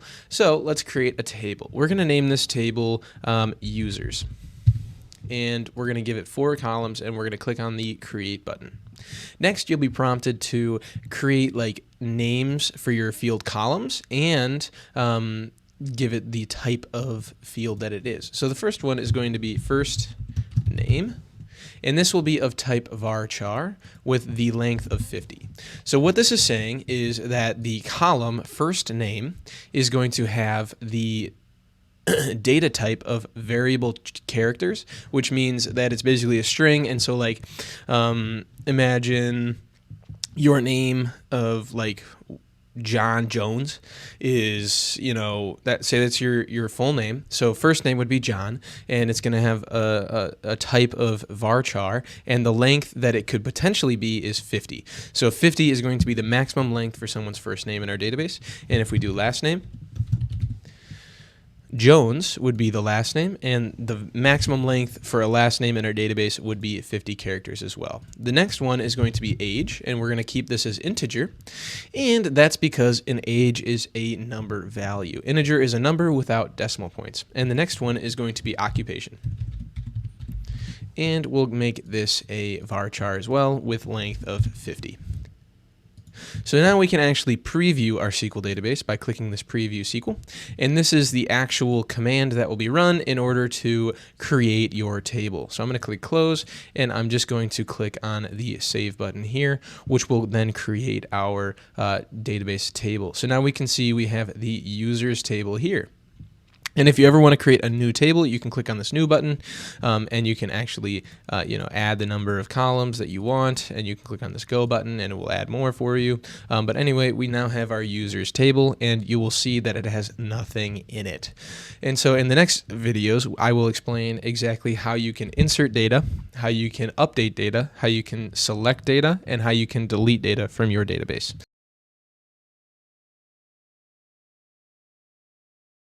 The insert into function to actually create rows in your database. So now that we have created this users table, if you go ahead and you click on users, you can go ahead and select this SQL statement or the SQL button here, and this will actually give you basic examples of how these statements work. So what you'll want to do is click on this insert here, and you'll actually see that it will give you a basic overview of what you need to do to insert items into your table. So you'll see here is an insert into statement. And what that means is that we are inserting data into our MySQL database. And we'll see that the table name is users, which is here. And you'll see that the values for first name, last name, age, and occupation are all going to be added into this statement. So say you left out occupation. Right? Say we deleted this. Well, then we would actually have to delete this value 4 here. And so that's because it wouldn't be inserting that into the database.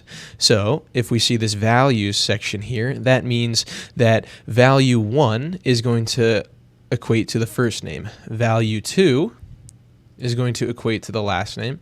Value 3 will be age, and value 4 will be occupation. So let's go ahead and make up some people now to go into our database. And so I'll delete value 1, and we'll make up the first name Emily, and value 2 will be the person's last name. Green will be her last name.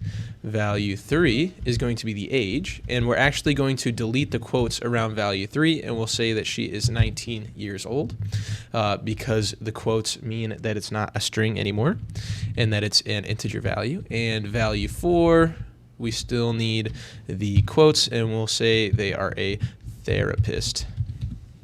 There we go. And now all we do is we click on the Go button here. And so now we can see that one row has been inserted into our database. So now if we go ahead and we click on our database again, or on our table, users, we will see here that Emily Green, who's age of 19 and is a therapist, is now in our database. So let's do this one more time. So let's go to the SQL button. Let's click the SQL button, and click on the insert function. And now let's enter someone who doesn't have an occupation. So we'll delete occupation, and we'll just have them as their age. And so let's delete value 4 as well, because that's what would have been occupation. And let's go ahead and delete value 1, and we'll say this person's name is Eric and their last name is Dunn, with a value for their age, which is an integer value, so no quotes, of 83. So Eric Dunn is just retired, and so that's why they don't have a occupation. So let's click this Go button, and you'll actually see we get an error. And that's because occupation doesn't have a default value. And so this means that we need to have a value for occupation, even if, so it just can't be an empty value. And so if we go back up, well, that means, oh no, we need to add in occupation again. So we go occupation, right? Oops, sorry. Need this guy.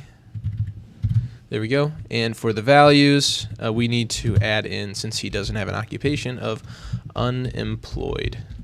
And we will click on the Go button. And so now you'll see that we now have a new value for someone who's unemployed. So if we go to users, we'll see that we have Eric Dunn, Emily Green, 1983, unemployed. And so let's add one more person into our database. So let's go back to the SQL, and let's click Insert, and let's go ahead and insert Prince, and we will delete this one, and we'll say Ali. Value 3 will be his age, which is 12, we'll say, and his occupation is royalty. There we go, and let's click Go. And now we can see in our users table that we have Emily Green, Eric Dunn, Prince Ali, and their occupations and ages. And that's really it. That's how easy it is to insert data into your MySQL database in cPanel.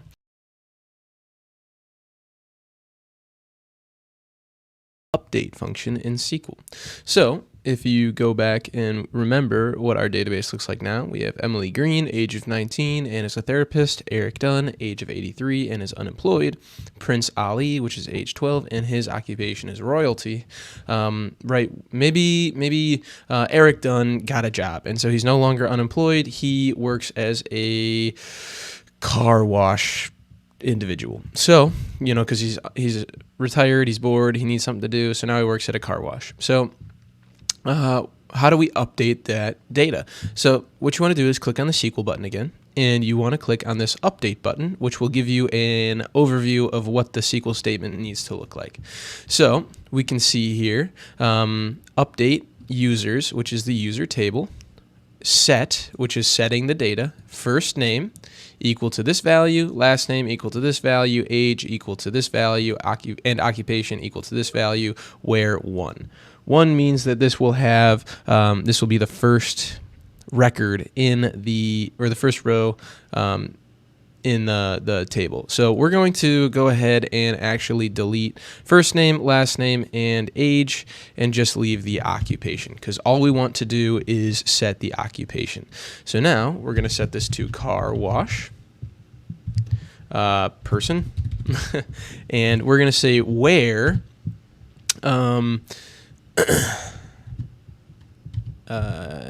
first name equals Eric, and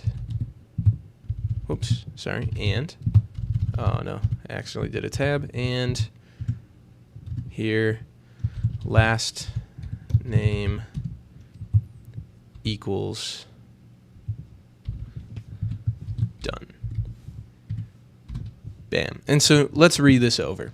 So we're saying update the users table and set the occupation equal to the car wash person string, where the first name is equal to Eric and the last name is equal to done.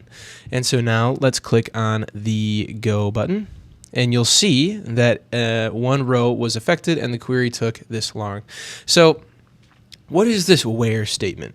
So where means it's describing the record, or the rows in the table that you want to change. So if you say where, so let's go back to the users quickly, and you'll see that Eric Dunn, who is age 83, is now a car wash person.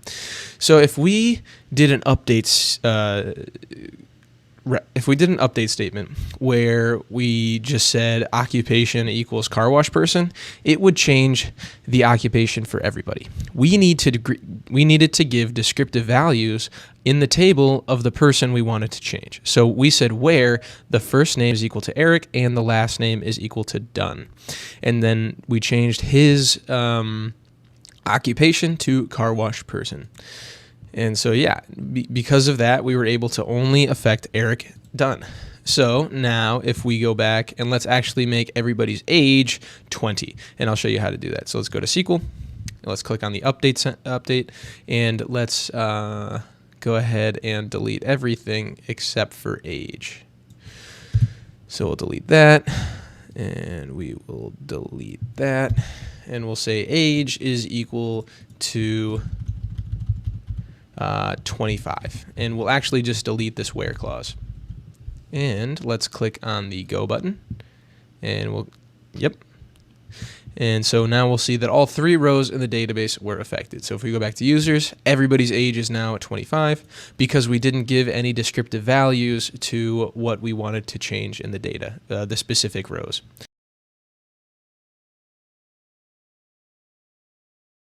The select statement. So if we click on our SQL button here, we are actually taken to the select statement immediately. So the first thing I want to show you guys is how to select everything from your database, which means how to get all rows from a specific table. So let's just do select asterisk from users. Now this asterisk means everything. So it means all tables, or I'm sorry, all column names and all rows. So let's go ahead and click the go button, and you'll see that it grabbed Emily Green, age 25 therapist, Eric Dunn, age 25 car wash person, Prince Ali, age 25 royalty. So it grabbed everything from the users table, all columns and all rows. So maybe let's say we want to see specifics. So let's go to SQL and let's delete the one. And let's say we only want to, we'll say let's select just the first name and the last name from the users table where first name equals, I'm sorry. We need this. What the heck? Where first name, delete this, equals Eric. And we'll do an end quote and that. And so now what we're doing is we're selecting only the first name column, the last name column from the users table where someone's first name is equal to Eric. And so let's go ahead and click the go button. And now you'll see we get first name Eric, last name Dunn from our database. So let's go back to SQL again, and let's actually do an insert statement, and we'll say that somebody's first name is Eric, somebody's last name is Cheese. Their age will be, again, remember no quotes because this is an integer, 93 years old. Eric Cheese is an old person, and their occupation will be, let's do Burger King manager. Manager. And so let's click on this go button, and now we've inserted a new person named Eric Cheese, the age of 93, who is a Burger King manager. So now if we go back to our SQL, we can say select we'll leave this asterisk as everything, and we'll say where first name equals Eric. There we go. And so now what this is going to do is it's going to select all columns from the table of users, but it's going to limit the rows to people with the first name of Eric. So if we click on go, we will see that we have Eric and Eric as the first names, and Dunn is the last name, Cheese is the last name here. The age is 25, 93, and their occupations.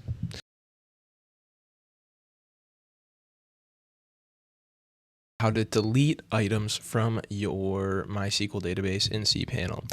So first thing you'll want to do is head over to the SQL button and click on the delete.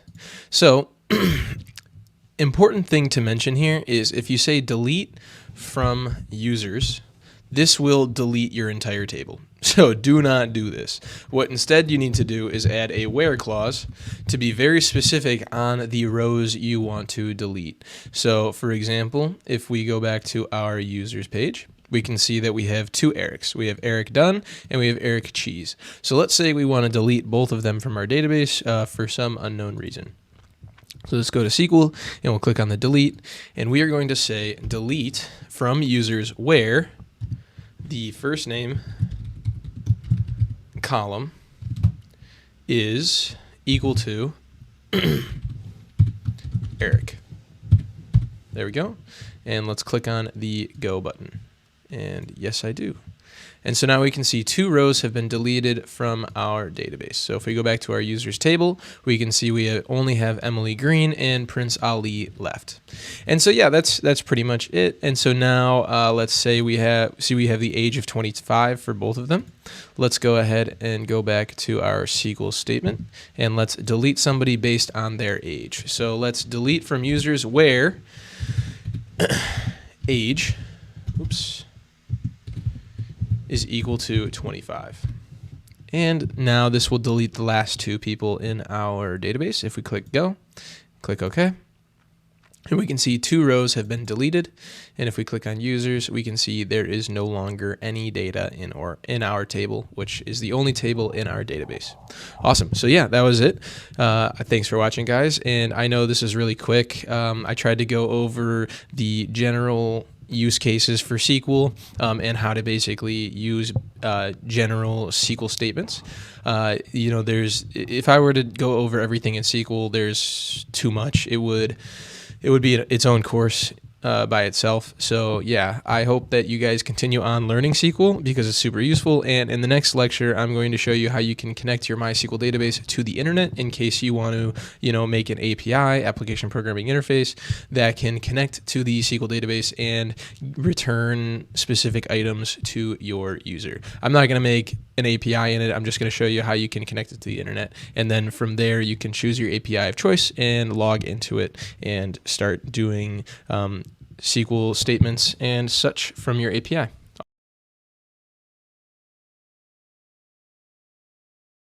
How you can actually connect to your MySQL database over the internet using an API or a different service.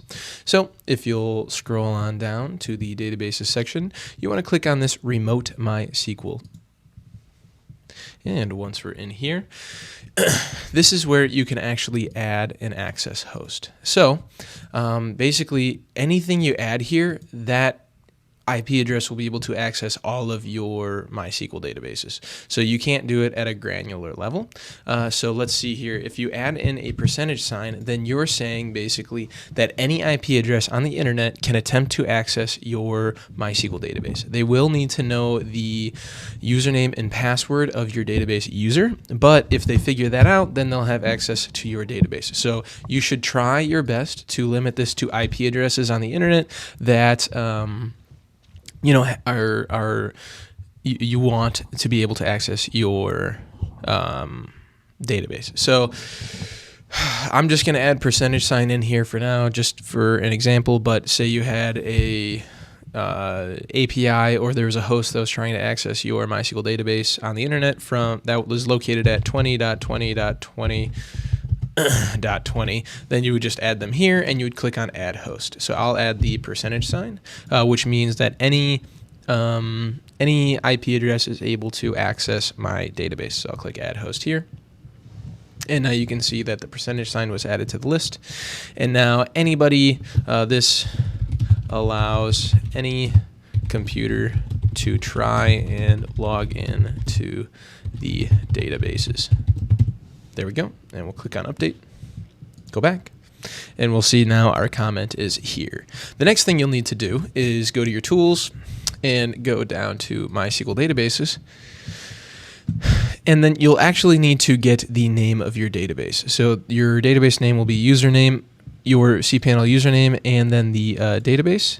And then also you will need to scroll down to your current users. So you'll see this is a user and it has access to do everything on the MySQL databases. So once you have the user and the database name, then you can be able to connect to the IP address hosting your MySQL database over the correct port, and then you can start executing your SQL queries. And it's easy. It's as easy as that, guys.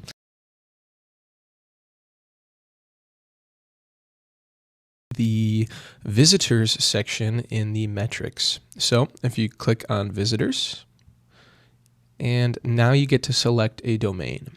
So there's a difference between SSL, right, and this one, which is without SSL, is HTTP, and this one is HTTPS. So this visitors section will show you exactly who has tried to access what in your domain.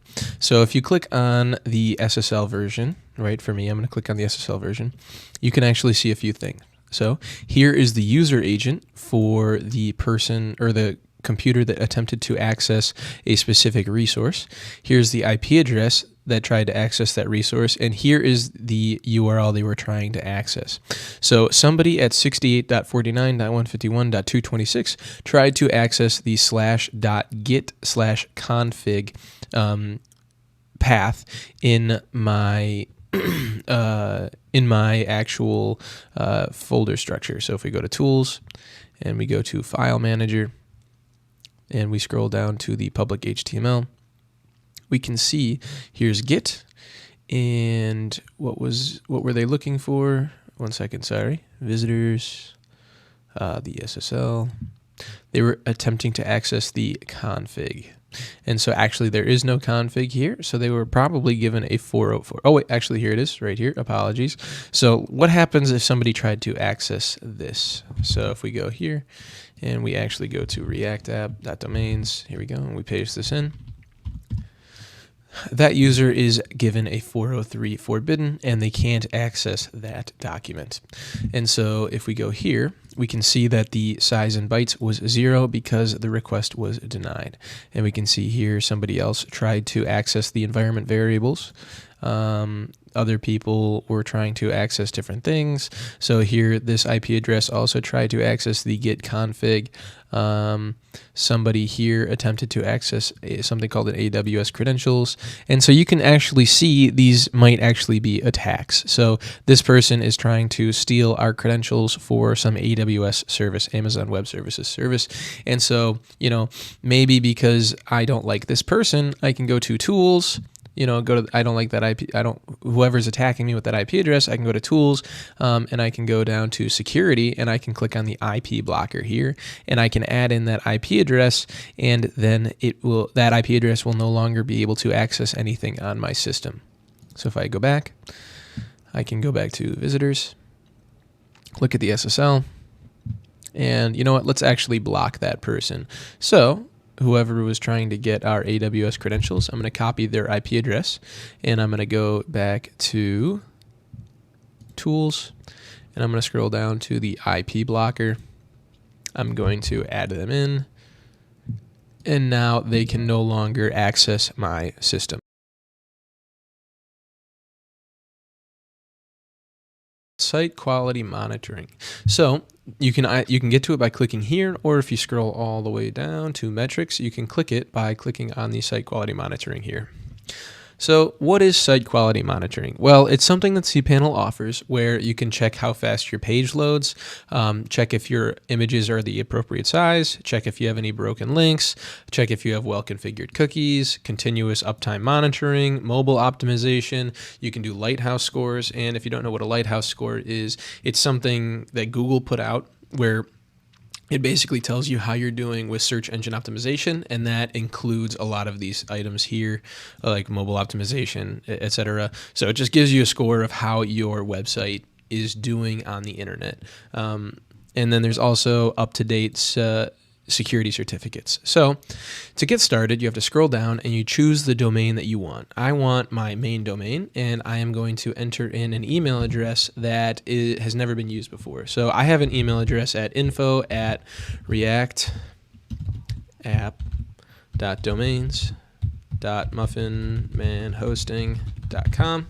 and I will agree to receive notification. So I will click Create Project. And then once this project is created, you will have to go to your email address and enter the copy the security code and paste it in here. So I'll go over to my email accounts, and you can see here's my info email, and I'm going to click on the check email. This will log me into webmail, and we can see here is something. Oh, this is my email being created. And so now we just have to wait a couple minutes until the email from the site quality monitoring comes through, and then we can begin our monitoring. So I'm going to pause this and wait until the email comes in. Awesome. So we just got our email. Here's our last step for site quality monitoring. We're going to copy this, and we're going to go back to our page and activate our new site quality monitoring. So now that it's activated, it will set up the service, it's going to create a project, it's going to start monitoring, and then it'll let us know when we are ready to start. Awesome, so we are now ready, and it's going to redirect us automatically to our page. And once it loads, it will tell us how our app is doing. So you can go ahead, click on your app, and you can see all of your ratings here. So for uptime, we have 100%. For performance, we have 100%. For content, we have 100%. For security, we have 100%. And for technology, we have 100%. It's still doing our search engine optimization. So if we scroll up, we can see our monitoring, and we can see that our SEO is at 0 because it hasn't been calculated yet. Also, we can check our crawling, so we can see if we have any dead links. So we can click crawl 500 URLs.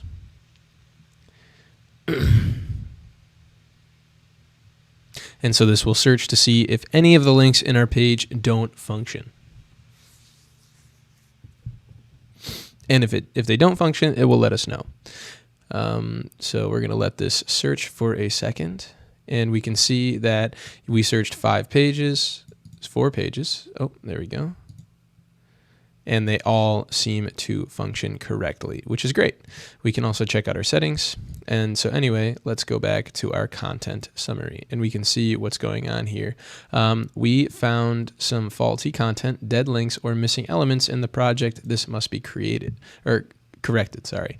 And so now we can go ahead and click on our items here, and it will tell you what is going on. So broken elements. Broken elements are elements that your URL is trying to render for a user but cannot. For example, attempting to display an image file that you deleted cause a broken element.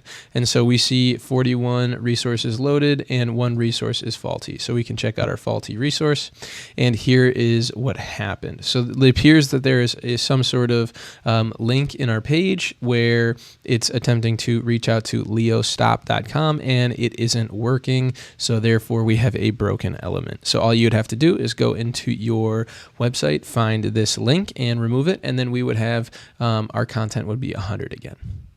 And so, yeah, that's pretty much it, guys. Thank you for watching this episode on site quality monitoring.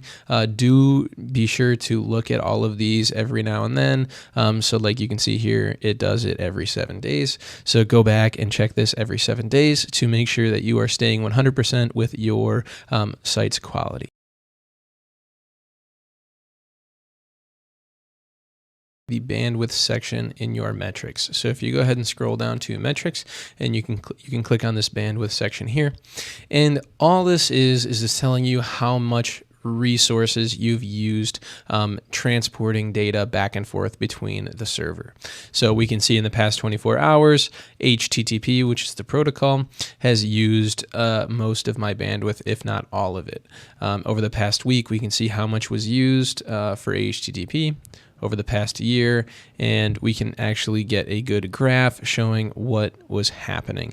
So the blue is our SiteJet app, and our red was the React app. And so this pie graph shows exactly how much resources was used for January of 2024. So we spent 105.45 megabytes of data transferring back and forth over HTTP for the React app, and we spent 48.61 megabytes transferring it for the SiteJet app.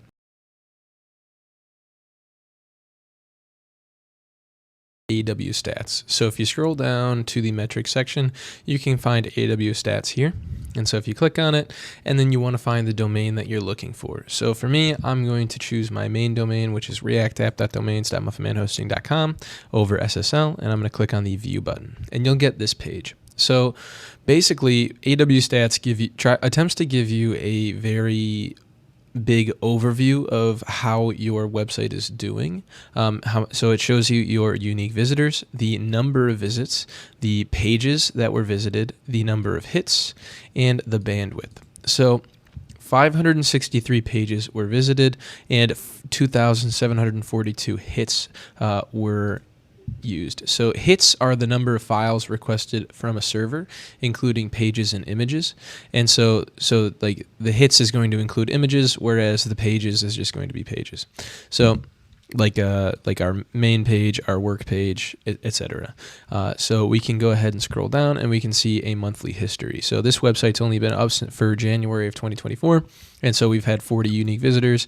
Again, number of visits in total was 62. 563 pages were visited. 2,742 hits, which is pages plus like accessing of images and other files. And we used 93.04 megabytes of bandwidth. So we can also scroll down to the days of the month. And so we can see everything broken down by the specific days. So we can see that we had a huge influx of pages that were visited on the 19th of January. We can also scroll down and we can see days of the week. So for some reason, Wednesdays are big days for us. Also, we can scroll down to see the hours or locals, or these are the specific hosts that we're accessing our files. So 67.252.77.179 accesses a lot of pages and causes a lot of hits. We can also scroll down to authenticated users. So these are the people who were accessing or logging into our cPanel. We can also see robots / spiders, which is like the Google bot, etc., who's just trying to, find your website so that it can appear on a search engine. Here's visits duration. So we can see that 52% or 52 visitors had a number of visits below 30 seconds. 4 people had a visit of above 1 hour. We can also see the specific file types that are being accessed the most. So we see JavaScript files cause 893 hits, whereas an image file caused, for PNG specifically, caused 692 hits. And we can see downloads. So somebody attempted to download mystuff.txt. It got 2 hits. We can also see pages for the URL. So these are what people are attempting to access mostly. So the slash was viewed 130 times. Admin Ajax, cron, PHP, WordPress. So all of these things people are trying to visit. And we can actually also see the types of operating systems that people are trying to visit. So we can see Windows users accessed 457 pages, whereas Macs only accessed 21, Android accessed 17, a Linux operating system did 8, and we can see mobile iOS users or iPhone operating system users make up only 3 of the pages visited. We can also break it down by browser types. So as you can see, this is a very, very good tool to break down, how people are using your site, what kind of technology they're using, and what pages they're visiting.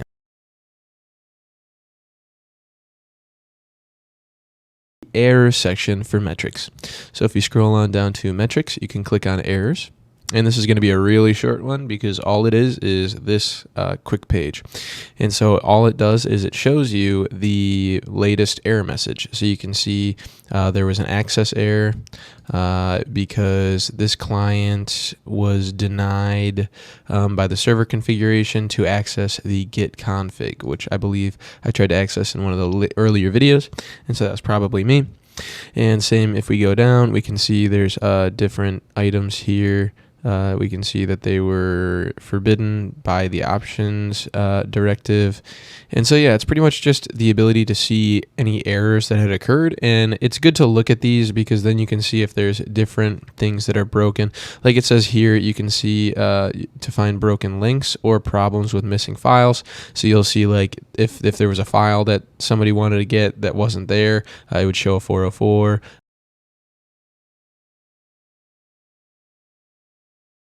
Can deploy a Node.js API in cPanel. So the first thing you want to do is head over to the domains section. So here in domains, you want to click on domains. And what we're going to do now is create a subdomain. So I'm going to create a subdomain called API. So for me, it would be API dot and then the rest of your domains. So for me, it'd be React app dot domains dot muffinmanhosting.com. And then from here, I will just click on the submit button. And what this will do is it will create a subdomain for me in my cPanel. So we can see that it was created by going to tools and then selecting the file manager, scrolling down to public HTML, and we can see here's api.reactapp.domains.muffinmanhosting.com. And if we go inside of it, we can see there's a CGI bin. So in order, like for me, I can already get to it. API.reactapp api.domains.muffinmanhosting.com. See, I can already get to it, but for a lot of you guys out there, you might have to create your own DNS records in order to point this to it. So I'm using a free domain through muffinmanhosting.com, and every subdomain automatically gets directed back to this. It gets handled by my DNS server on here. So if I go to my zone editor, this is what handles all of the DNS for me. And if I go in, I click manage, I can see there's an A record somewhere. Let me just go up here and filter by A records, and that'll make it faster to find.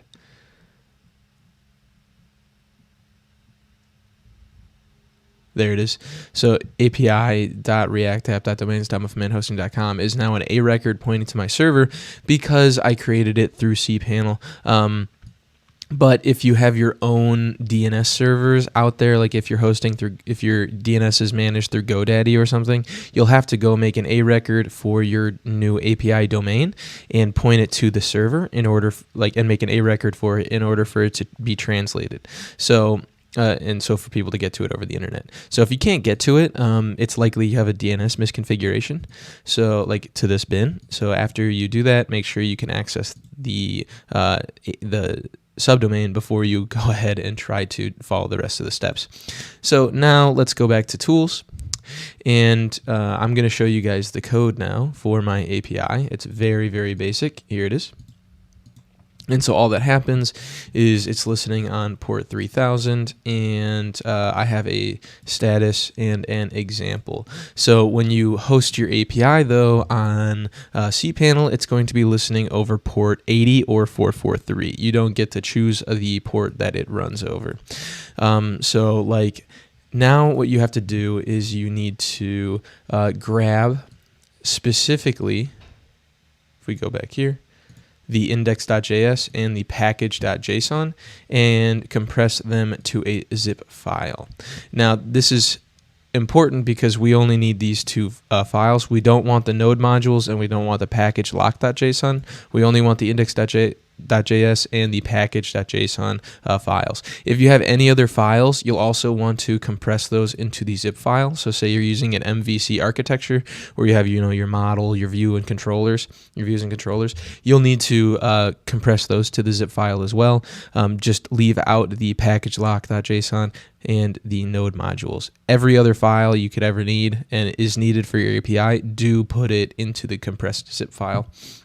So now what we will do is head back to our page, and here we need to go to our file manager. So, tools, click on file manager, and we'll actually go into our api.reactapp.domains.muffinmanhosting.com folder. Here we will need to upload the package or the zip file that we just made. Sorry. Now we'll go back to our files, and I'm going to close out of this one, and I'm going to extract these files. There we go. Oh, let me refresh the page. And now here they are in this one. So I'm going to go ahead and delete this. And we need to make sure that these are in the directory for your subdomain, right? They shouldn't be anywhere else.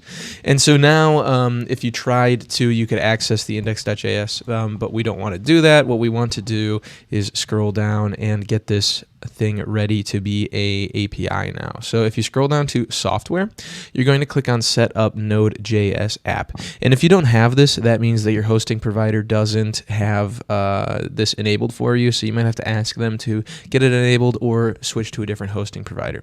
So we'll click set up Node.js app. And from here, we are going to click on this create application. And we're going to change this from development to production, and our application root is going to be the file path. So I'm going to copy this completely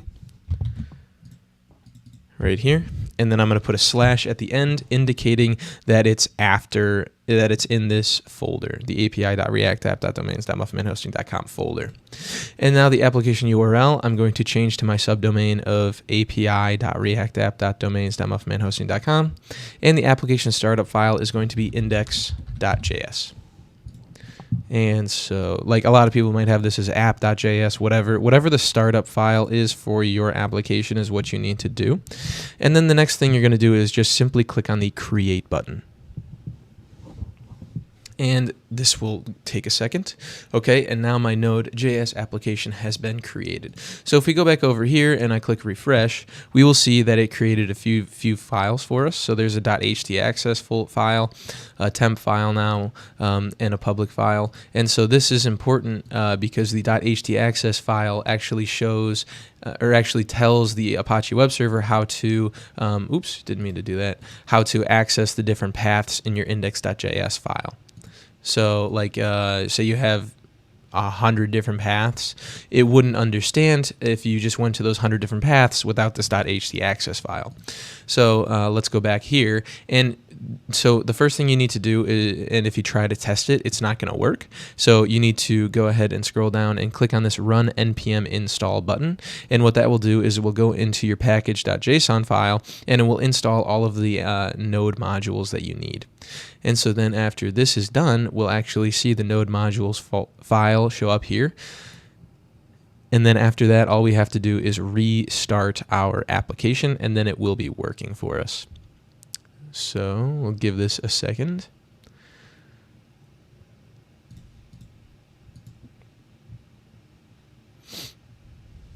And it will notify us when we're done, when it's done.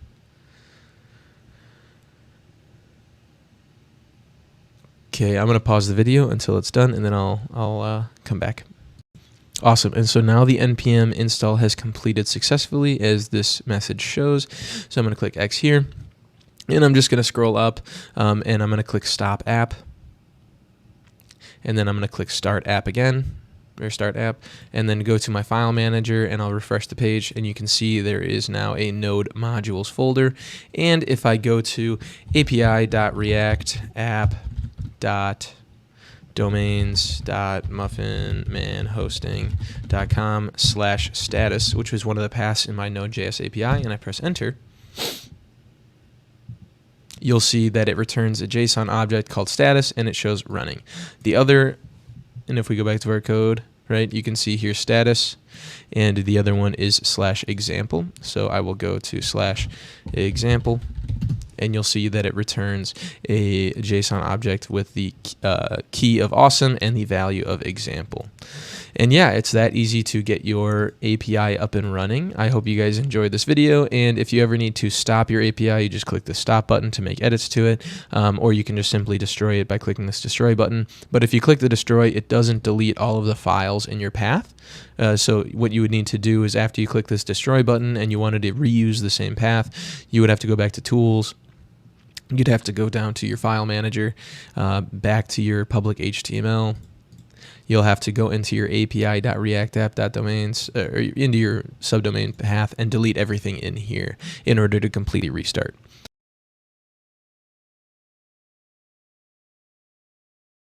Track DNS is in the advanced section. So if we scroll down to advanced and we click on track DNS here, we can see that it'll take us to this page. So basically all this does is it allows you to look up a domain name and it will map it back to an IP address using this tool, and also the trace route, which will trace your route from your computer to your server. So it'll show like the number of servers and what servers your data must pass through to get to your site.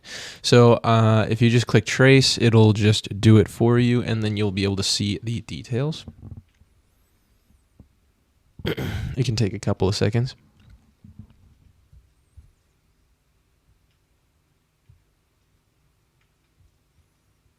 There you go. And so this will give you the information. Next, we'll go to the domain to look up, and so this is really useful if after you set up your website to ensure that the DNS is correct. So for me, I'm just going to type in my API that I made, api.react.app.domains.muffinmanhosting.com. And I'm going to click look up. Sorry about that. I'm going to click look up, and it's going to show me that this is the IP address, which is the correct IP address for what I wanted it to be. And so yeah, that's pretty much it. Use this tool to look up the IP addresses of your new services to make sure that the IPs are pointing to the server. And you can use this trace route to make sure to see if any, what the route is that your laptop is taking to get to your site or on the cPanel server.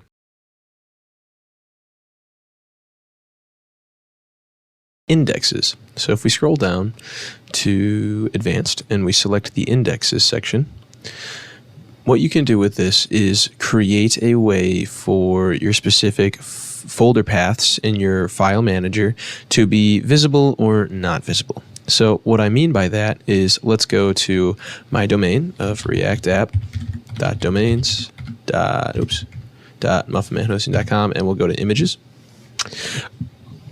Sorry, we can see that we have full directory and all of the images available, right? So if somebody goes to this, then they can see everything available in this directory.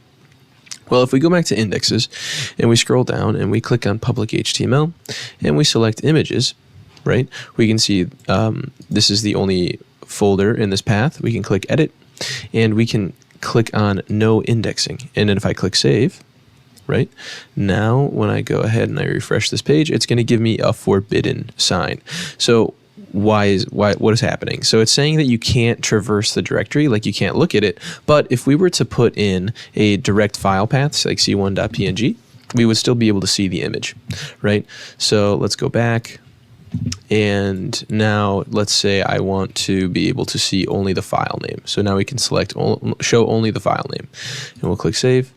And now if we refresh the page, we can only see the file names and no descriptions. But if we were to go back and we select show file name and description and click save, right, then we would go back to what we saw before, where we saw the size of the file, the date it was created, etc. So now we can also make it inherit its parent. So say you have every single file, right under public HTML, it will inherit public HTML's value. So if we go up one level and we were to edit public HTML and we were to say no indexing at all, then what would happen is any path under it would not be able to be seen if you were to go directly to the directory, unless it has a dot or an index.something file. And you can check out those index.something files that are available by clicking on show index files here, and you can see, like, here's index.php, etc., and here's index.htm, and then there's defaults, right? So all of these can be your index files. And I think we've gone over index files before, but just for a quick refresher, if we go back to our public HTML, our index.html will be the file that gets shown to a user when they go directly to our domain. So if somebody went to this path of just our domain and pressed enter, then they would get served our index.html file. If I were to put this in a different path, like into our one of our APIs, then that index.html would be served if somebody went to this path, right? So as long as, here's a good example, is if I just move this directly into the images folder, right, and I refresh this page, we'll get a forbidden because we have it enabled for the public HTML that it doesn't have like directory viewing. So if you go back here and we were to scroll down to our advanced, click on indexes, public HTML is inheriting it from the parent folder, and that means it can't be viewed unless it has an index.html or an index file in it. So now if we were to go to /images, we would get our HTML file, but there's no CSS in here anymore, so that's why it looks like this. Awesome. So I hope this helped, and now you guys understand what this indexes section is under advanced. And I recommend using it just so that people can't go ahead and download all the resources from your directories. So if you have a lot of images, etc., you don't want people to download them. You want them to have to struggle if they really want to download them. Then I would recommend enabling it. It also makes it easier, more secure in case you have files that maybe are important to your company or website that you may have accidentally put in there. People can just go ahead and go to your different paths, and then they can view all of the files in there. So I recommend enabling this so that nobody can just go in and view them from the internet.